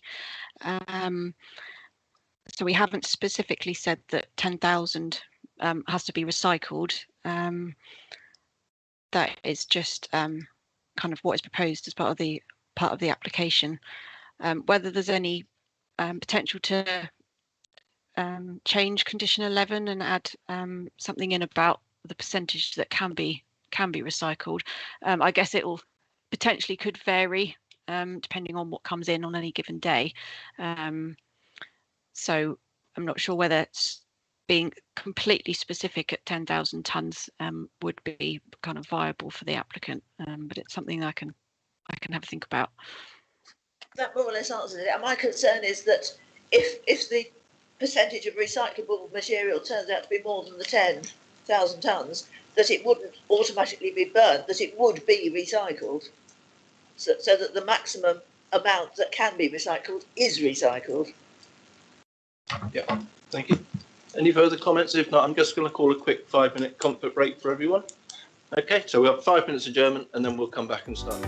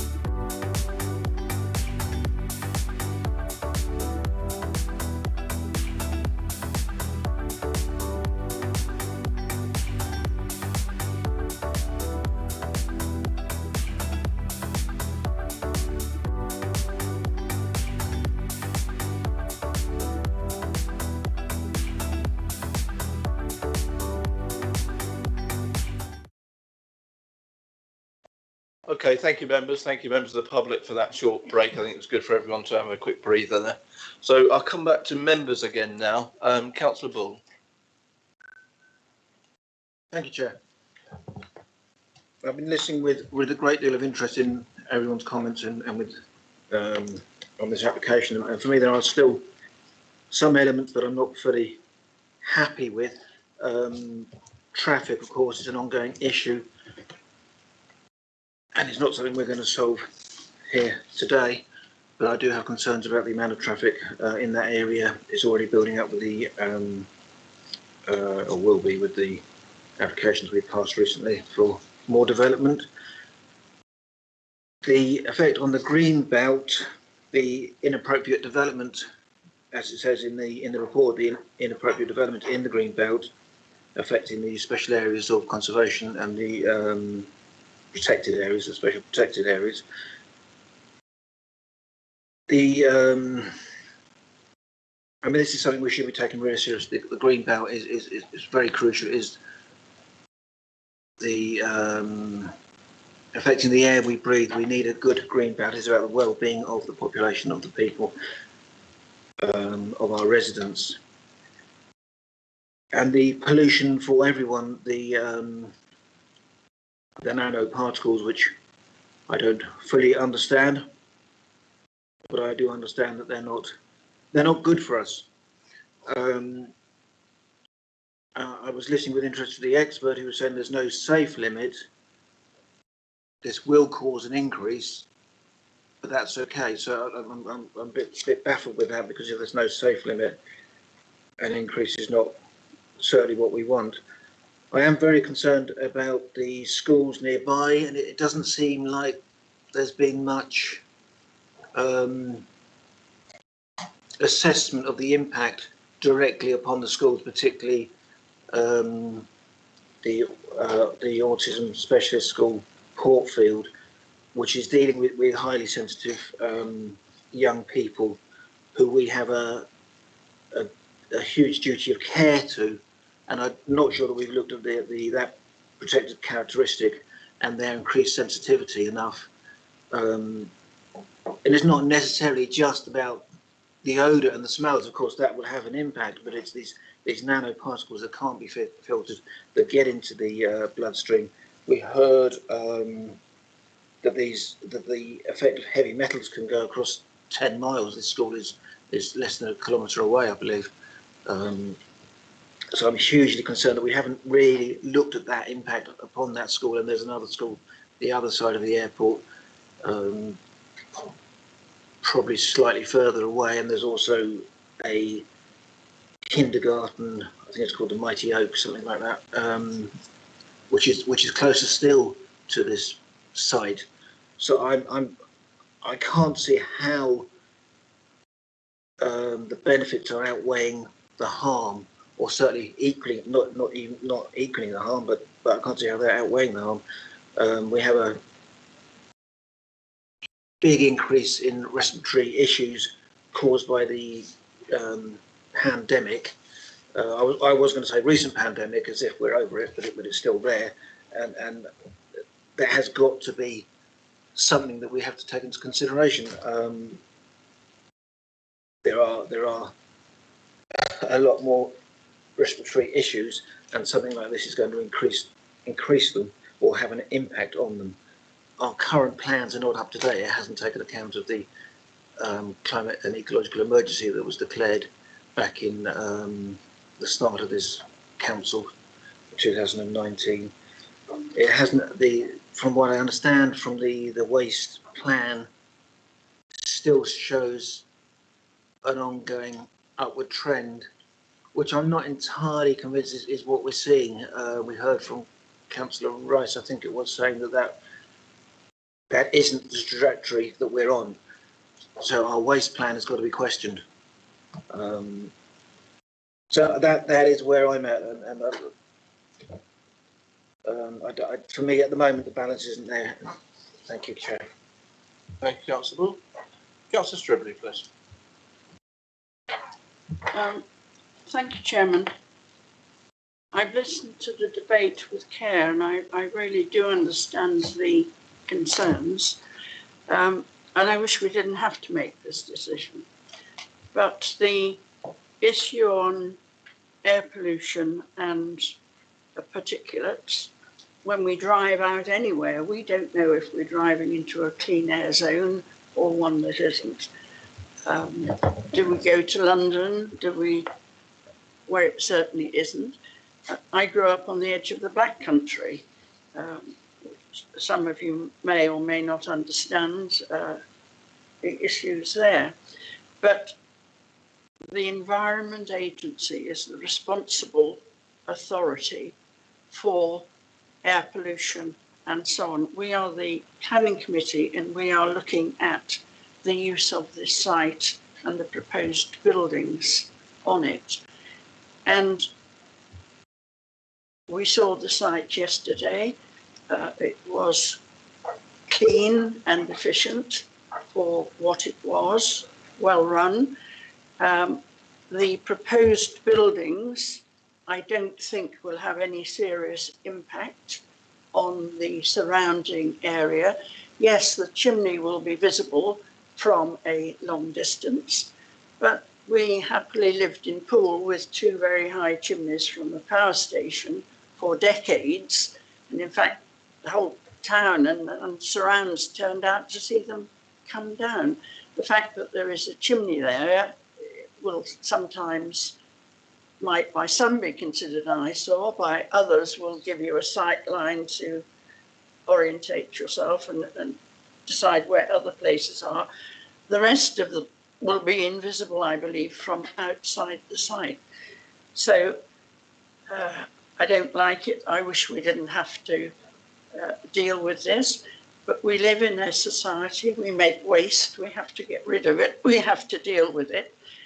I certainly wouldn't be happy to say, well, we don't want it here, so let's move all those huge vehicles with the considerable emissions they make, a minimum of 60 miles to Southampton and back, and with Basingstoke, you're looking at 130 miles return journey, plus and elsewhere. I think that would be totally inappropriate, and it's not part of the argument that I could accept. So I understand the objections and the concerns, but I can't see a planning reason for refusal. So if you require, Chairman, pardon? We'll wait for any words. Thank you, Chairman, but at the moment I can't see the arguments outweighing the rights of the applicant to continue what is a very useful, in this society, a very useful operation. Thank you, Chairman. Thank you, Councillor Shrubby. Some very wise words there. Thank you. Councillor Bartlett. Thank you, Chair. Just a few points of clarification, if I may. We heard about the dispersal of the plume, and the expert said the negligible effect on the readings that were taken in the area. Now, given that 600 tonnes and stuff being burned, it's very difficult to understand why there wouldn't be a change. And I can only assume that that's because of the way the plume disperses the vapour, around the area. So I'd just like to check with the expert that is a correct assessment.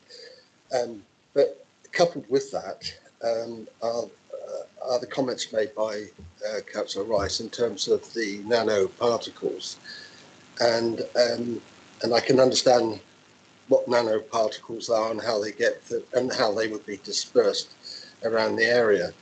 And I'm just wondering, and there was also a comment about electrostatic treatments for nanoparticles, and I'd like to understand if there is treatment or a nanoparticle extraction system, i.e. through electrostatic means. Is there one there already? And if there isn't, would there be room to put one in there to protect against nanoparticulates? And The other issue is that, I mean, we talked about the prevailing wind.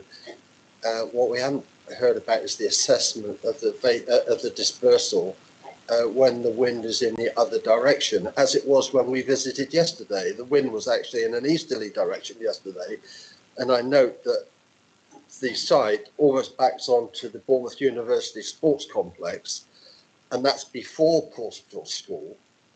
So, and you've got a number of playing fields, a large number of playing fields and sports facilities in that area. And of course, there is also the aviation business park, which is a pretty large, employment agent area already. That's even before we go into the expansion. So what I'm suggesting is that it is actually quite relatively densely populated or used area by people, one way or another.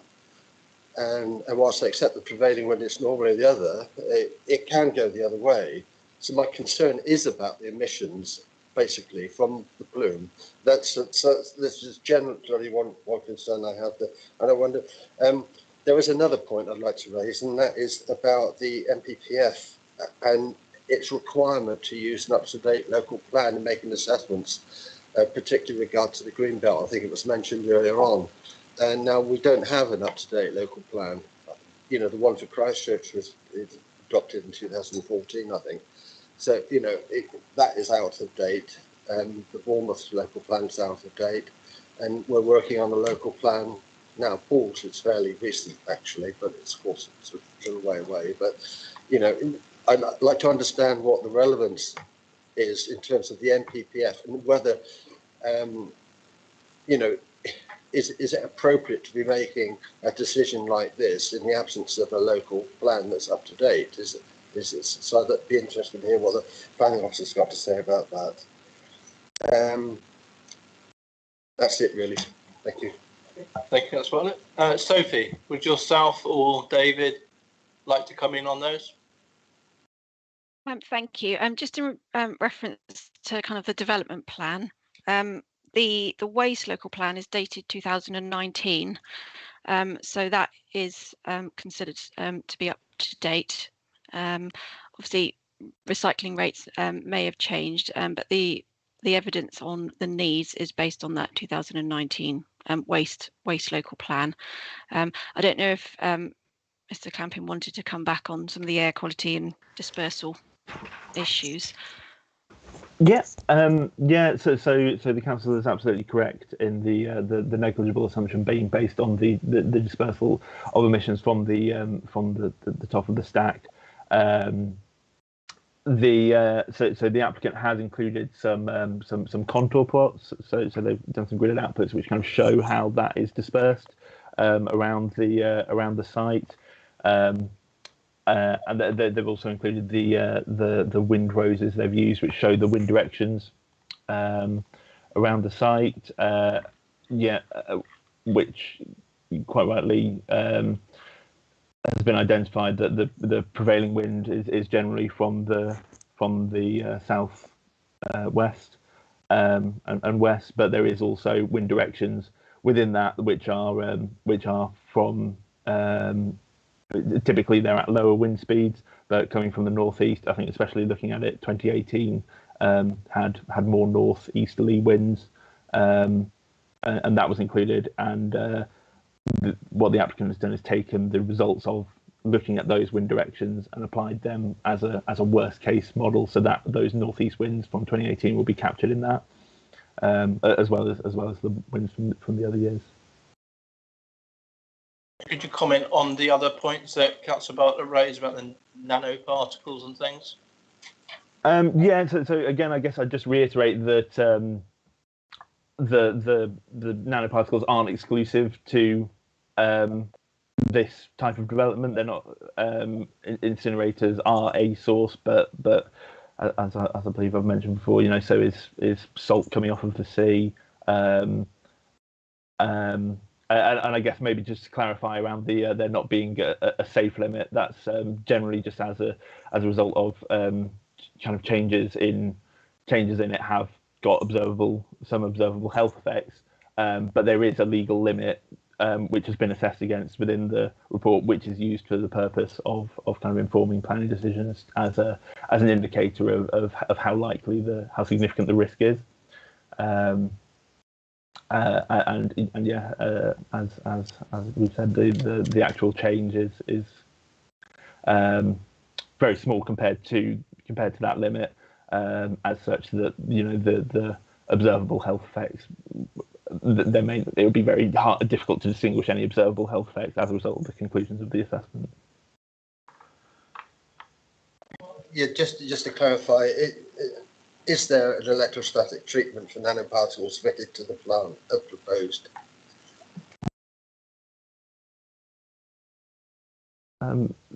Sophie, is that? Sorry, not that I'm aware of. Obviously, because the limits were considered to be acceptable, it wasn't required that those mitigation measures were needed. Thank you, Chair. Thanks.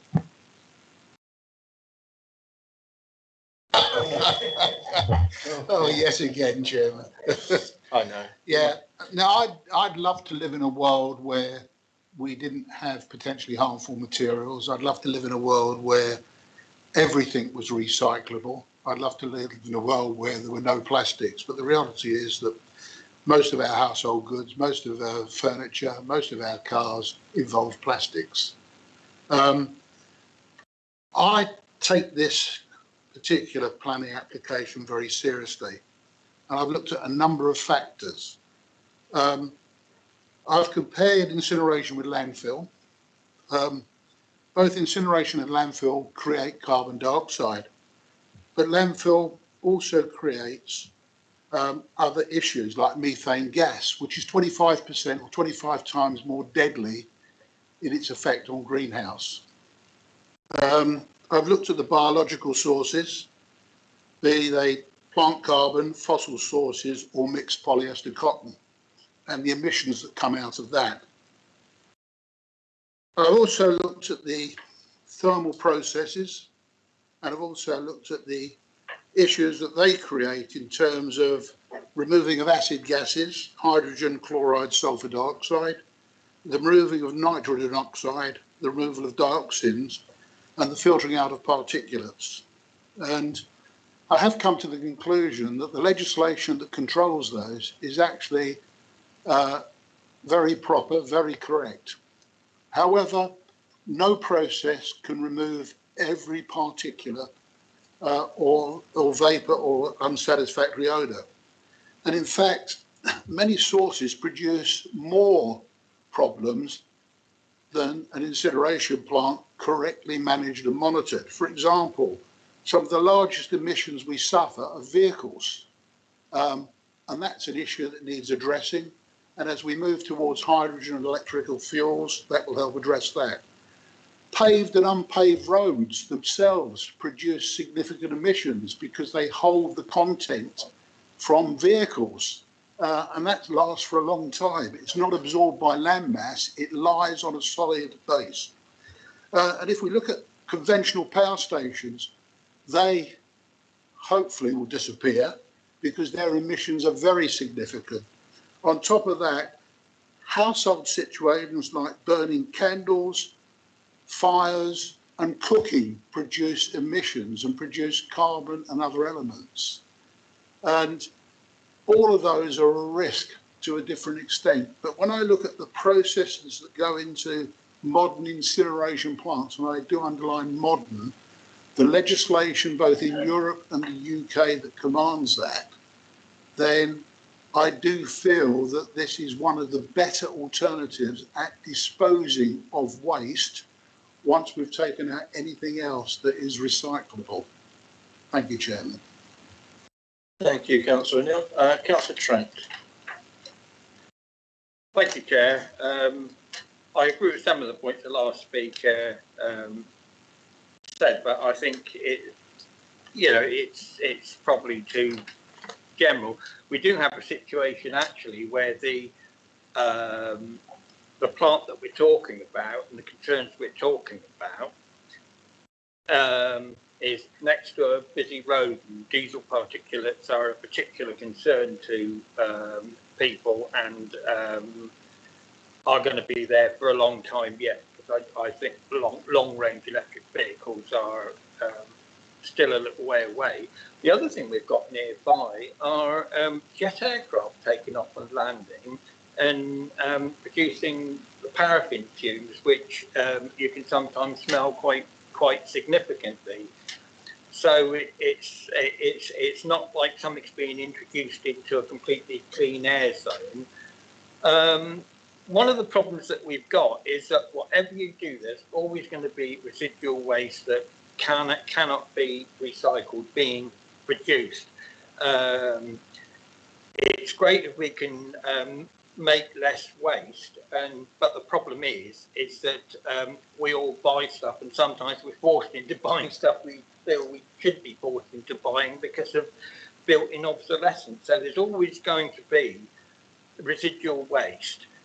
Some of it, as has been said, the bottom ash, I think they found ways of using that safely to surface roads and so on. But at the moment, you have got a situation where our current waste, even the recycled waste to an extent, is being exported elsewhere.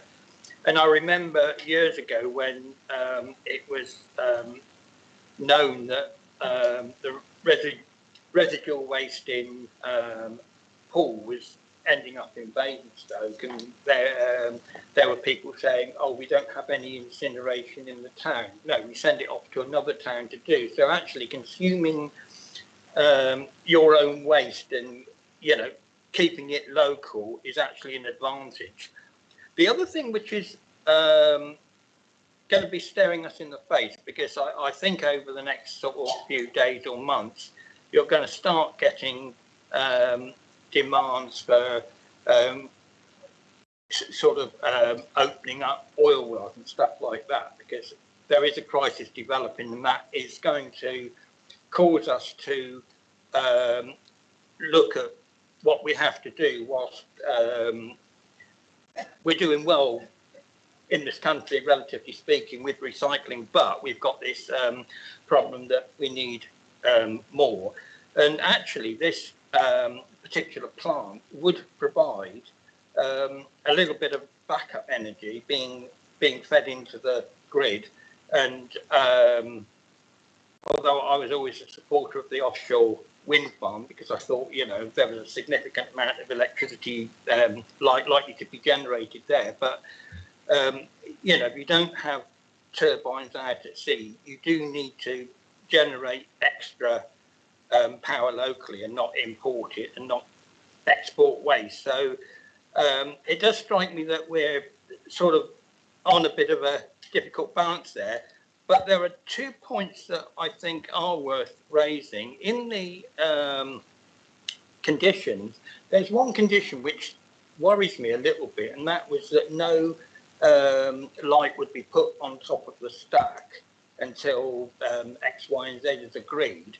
But because you're close to an airport, you've got the police helicopter travelling back and forth, and other helicopters not actually having a flashing red light or whatever on top of the stack would, I think, be highly irresponsible. And whatever the rest of the site is managed, you do need a navigation light for the aircraft. You're close to an airport. There will be aircraft flying a lot lower than they would normally do, and you need that.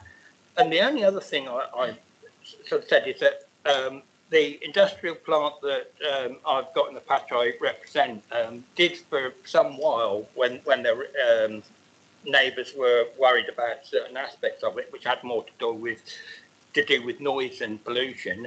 There was a liaison group set up where those who are potentially affected by the site had regular meetings with the site operators and discussed areas of concern, and things like trying to minimise the chances of the potentially minor irritant sort of stuff being sort of detected in the school.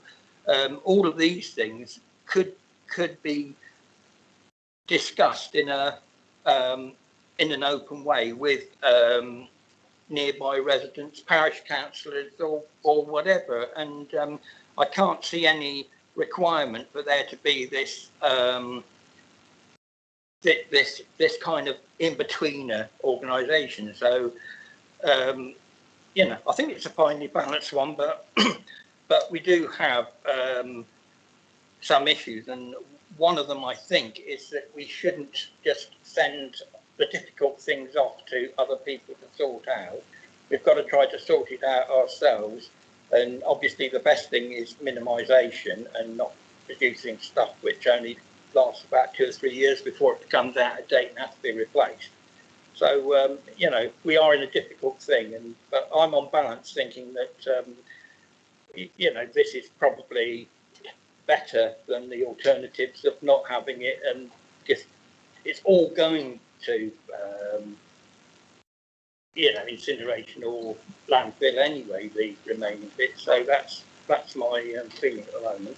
Thank you very much. Just if I can just point you to condition 17 on the plans, it does actually state that a warning light on the stack, and I doubt whether we would be going against that if they were to ask for one. Well, it is. My understanding of condition 17 was that perhaps I read it wrong, that the warning light wouldn't be allowed until all of the lighting has been agreed with.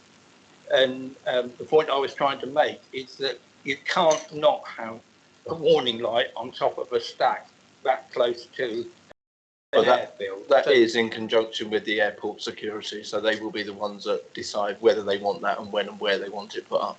That will be done with them. That is part of the conditions to be agreed with the officers at the end of it. It is there, it is being mentioned. It's not like it's just being ignored. Yeah, I just sort of felt it was all a bit up in the air. Councillor Dedman, please.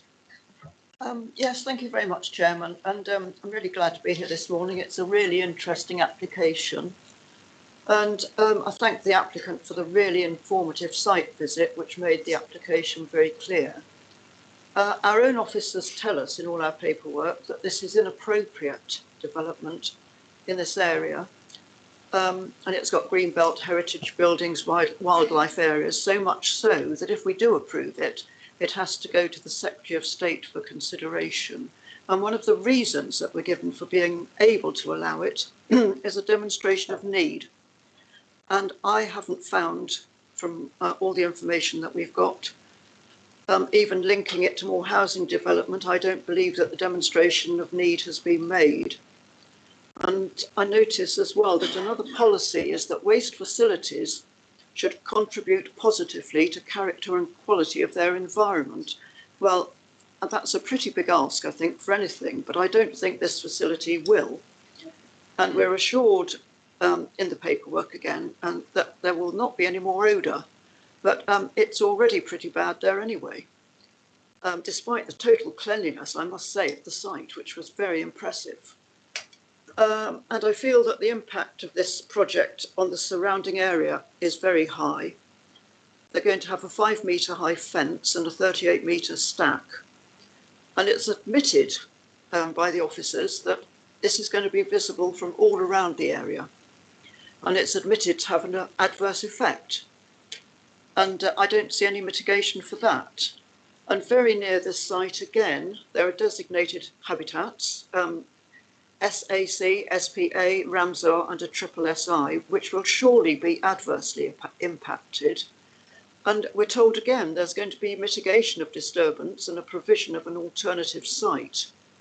But it doesn't help the wildlife already on the site. And why should we mitigate? Why not just prevent disturbance? And again, from the paperwork, we see that solar panels on the buildings were considered but rejected because of increased visual impact. Well, there's already going to be a huge visual impact, so I found that a bit odd. And we've heard as well this morning, and we will be considering, obviously, Portfield School. And I was very concerned about that when I read all of the paperwork we've got and when we visited, because the pupils do have special needs, and I do consider that it will affect them adversely, and these very sensitive children should be and have to be protected. And then finally, I think, the traffic movements, I find in the paperwork very confusingly set out. It seems to vary in calculations of the amounts. On point 9, which I'm taking this from, we see it's 107 movements a day extra. And it also says impact from the business park site rather, are said to be greater than from this site. Well, I don't really find that relevant or reassuring. And I think all we can know is that there will be a great deal more heavy traffic. And I'm not even speaking from the fact of the Greenbelt site, which is obviously very important, but it's a site already congested, as we all know. Yes, sorry, that wasn't finally. This may be finally. The application has needed 40 separate conditions, and that shows, I think, the complexity of what's being suggested. One of the speakers in favour mentioned that the applicant has done a lot of consultation, and I think that's absolutely excellent, but I still don't feel that all of that makes it an appropriate development. So I shall be voting against the application, Chairman. Thank you very much. Thank you, Councillor Dedman. Okay, members, I think we've come to the stage of the morning now where we've probably asked the questions that we all wanted to ask. We asked several questions yesterday, and we saw the site visit yesterday, which I'm thankful for us all going along to, and thank you for the applicants. Councillor Barron. Yeah, thank you, Chairman. There's one question I don't believe has been asked so far. Could I ask Sophie, will the proposed ERF take waste from out of the area to be incinerated there? Sophie? Thank you. We have proposed a condition.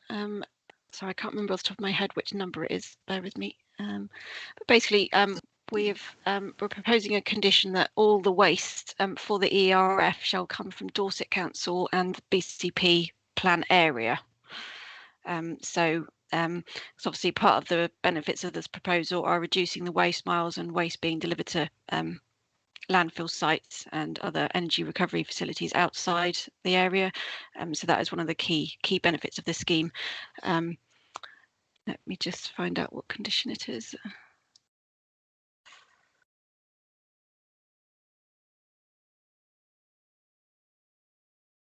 Condition 8, possibly? Yes, sorry, thank you. It is condition 8.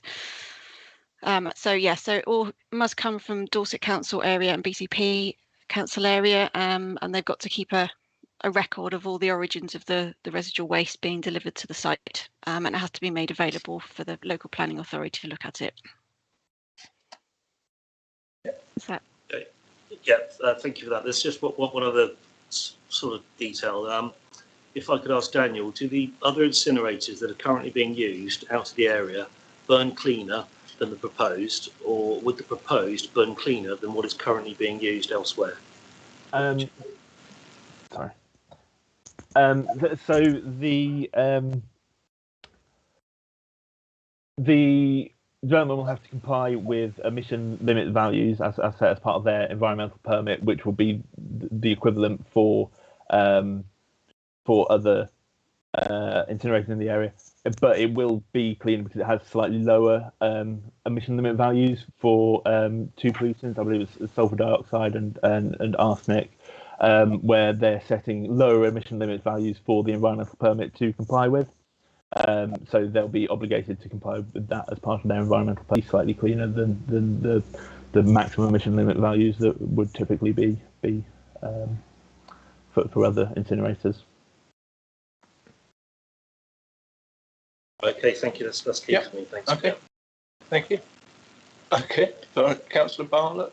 Thank you, Chair. Sorry, one I forgot earlier on. It's about the traffic movements. In the report, it talks about the additional traffic movements that have been considered and also assessed.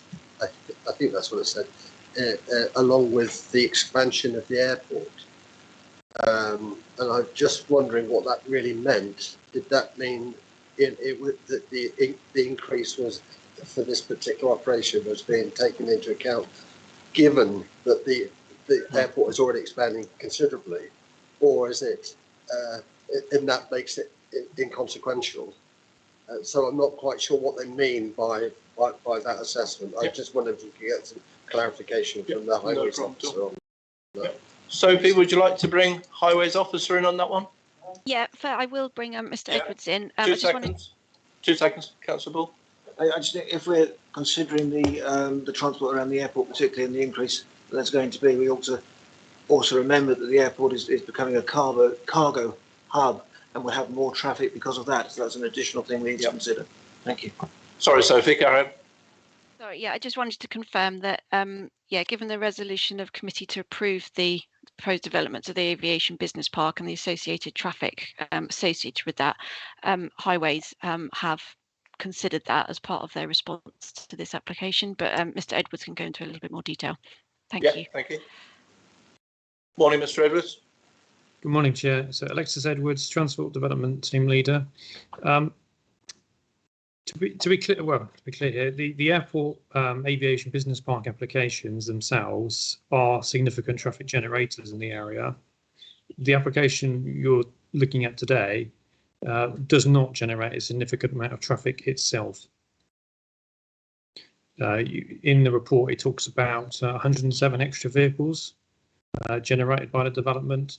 In comparison, the main airport business park development of that 85,000 square metres had around 3,300-ish vehicles generated a day. So you can see it's an order of magnitude different.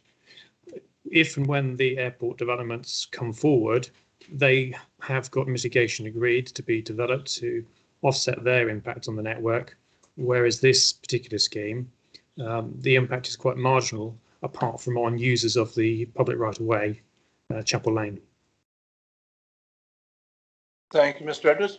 You happy with that, Councillor Bartlett? Yeah, absolutely. Thank you. Thank you.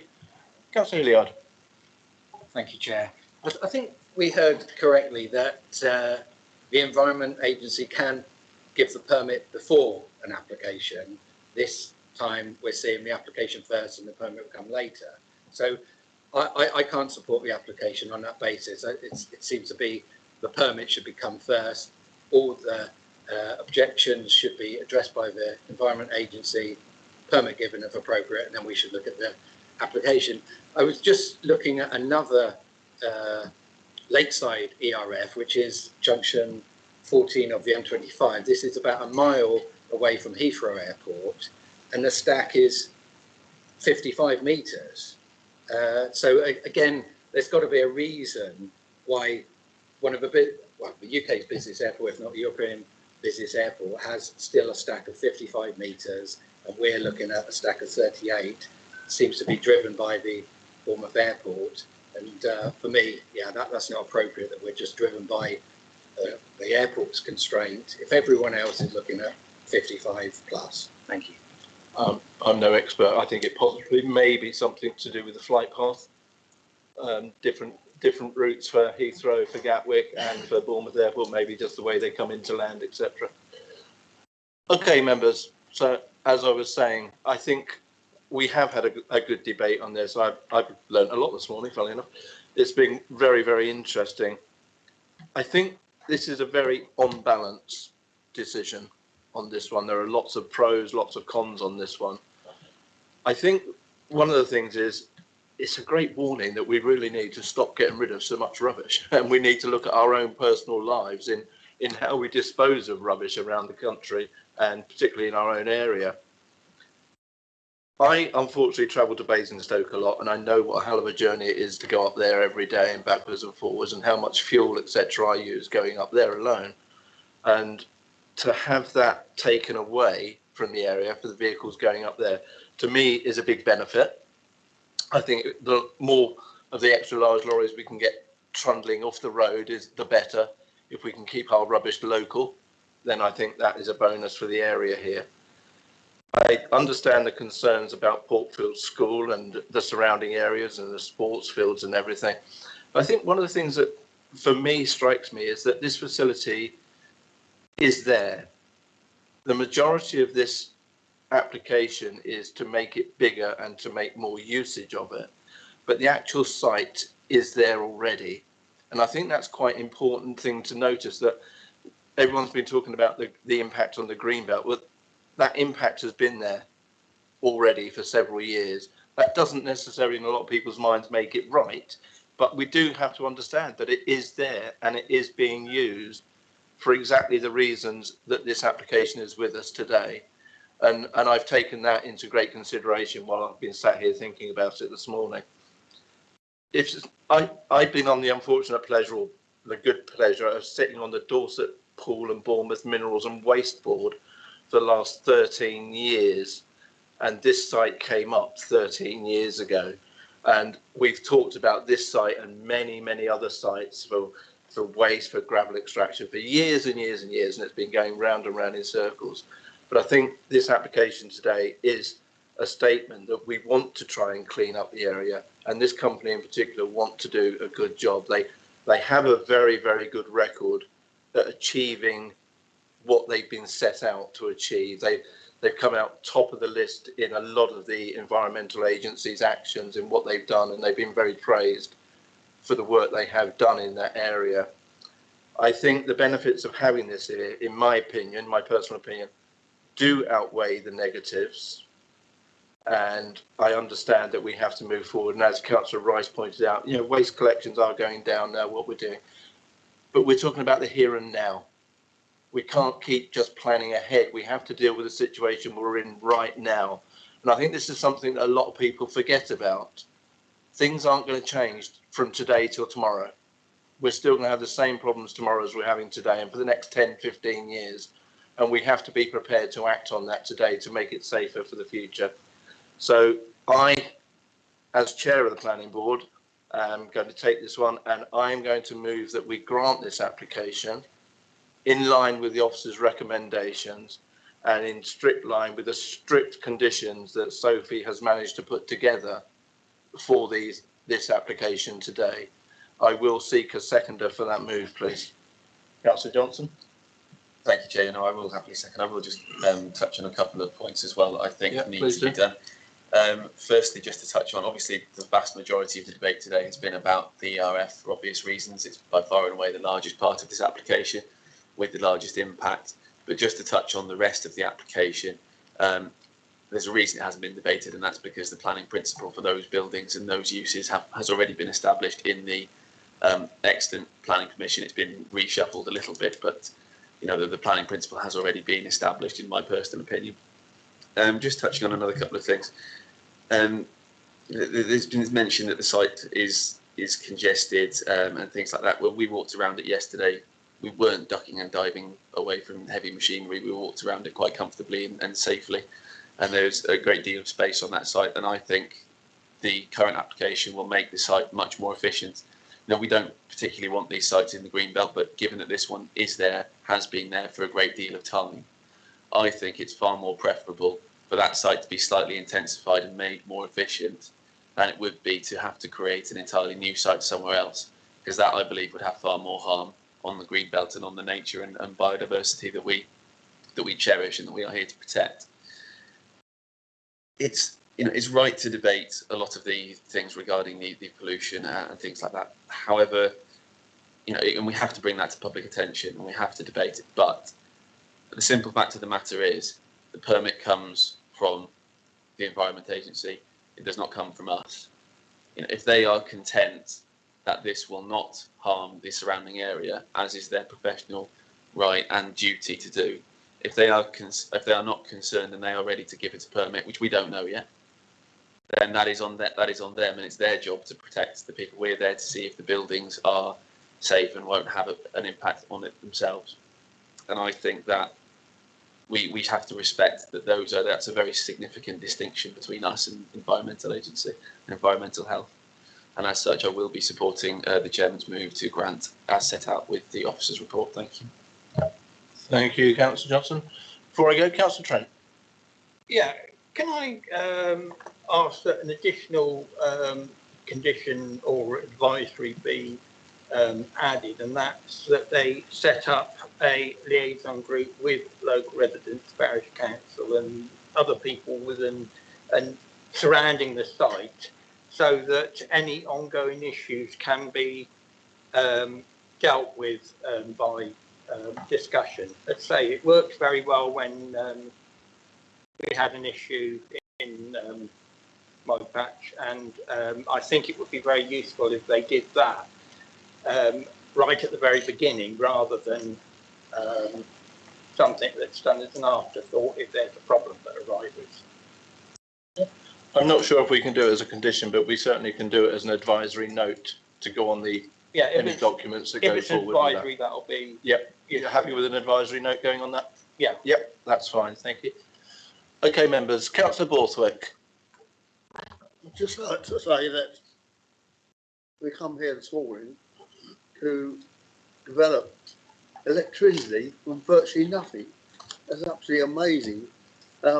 Wouldn't have done that 20 years ago, but today, and this company has all through its life tried to develop and improve their business, and it's exactly what they've done. And I'm actually amazed that you can develop a piece of dirt into an energy. It really amazes me. Thank you. Thank you. Okay, members, so I will call names in turn, and if you can indicate for or against, please. Myself, Councillor Kelsey, as Chairman, for. Councillor Johnson, for. Councillor Stephen Barron. Reluctant for. Councillor Stephen Bartlett. Very strongly against. Any chances? Right. Councillor Bull. Against. Councillor Lepedovin. For. Councillor Hilliard. Against. Councillor O'Neill. For. Councillor Stribley. For. Councillor Trent. For. Councillor Lawton. For. Councillor Borthwick. For.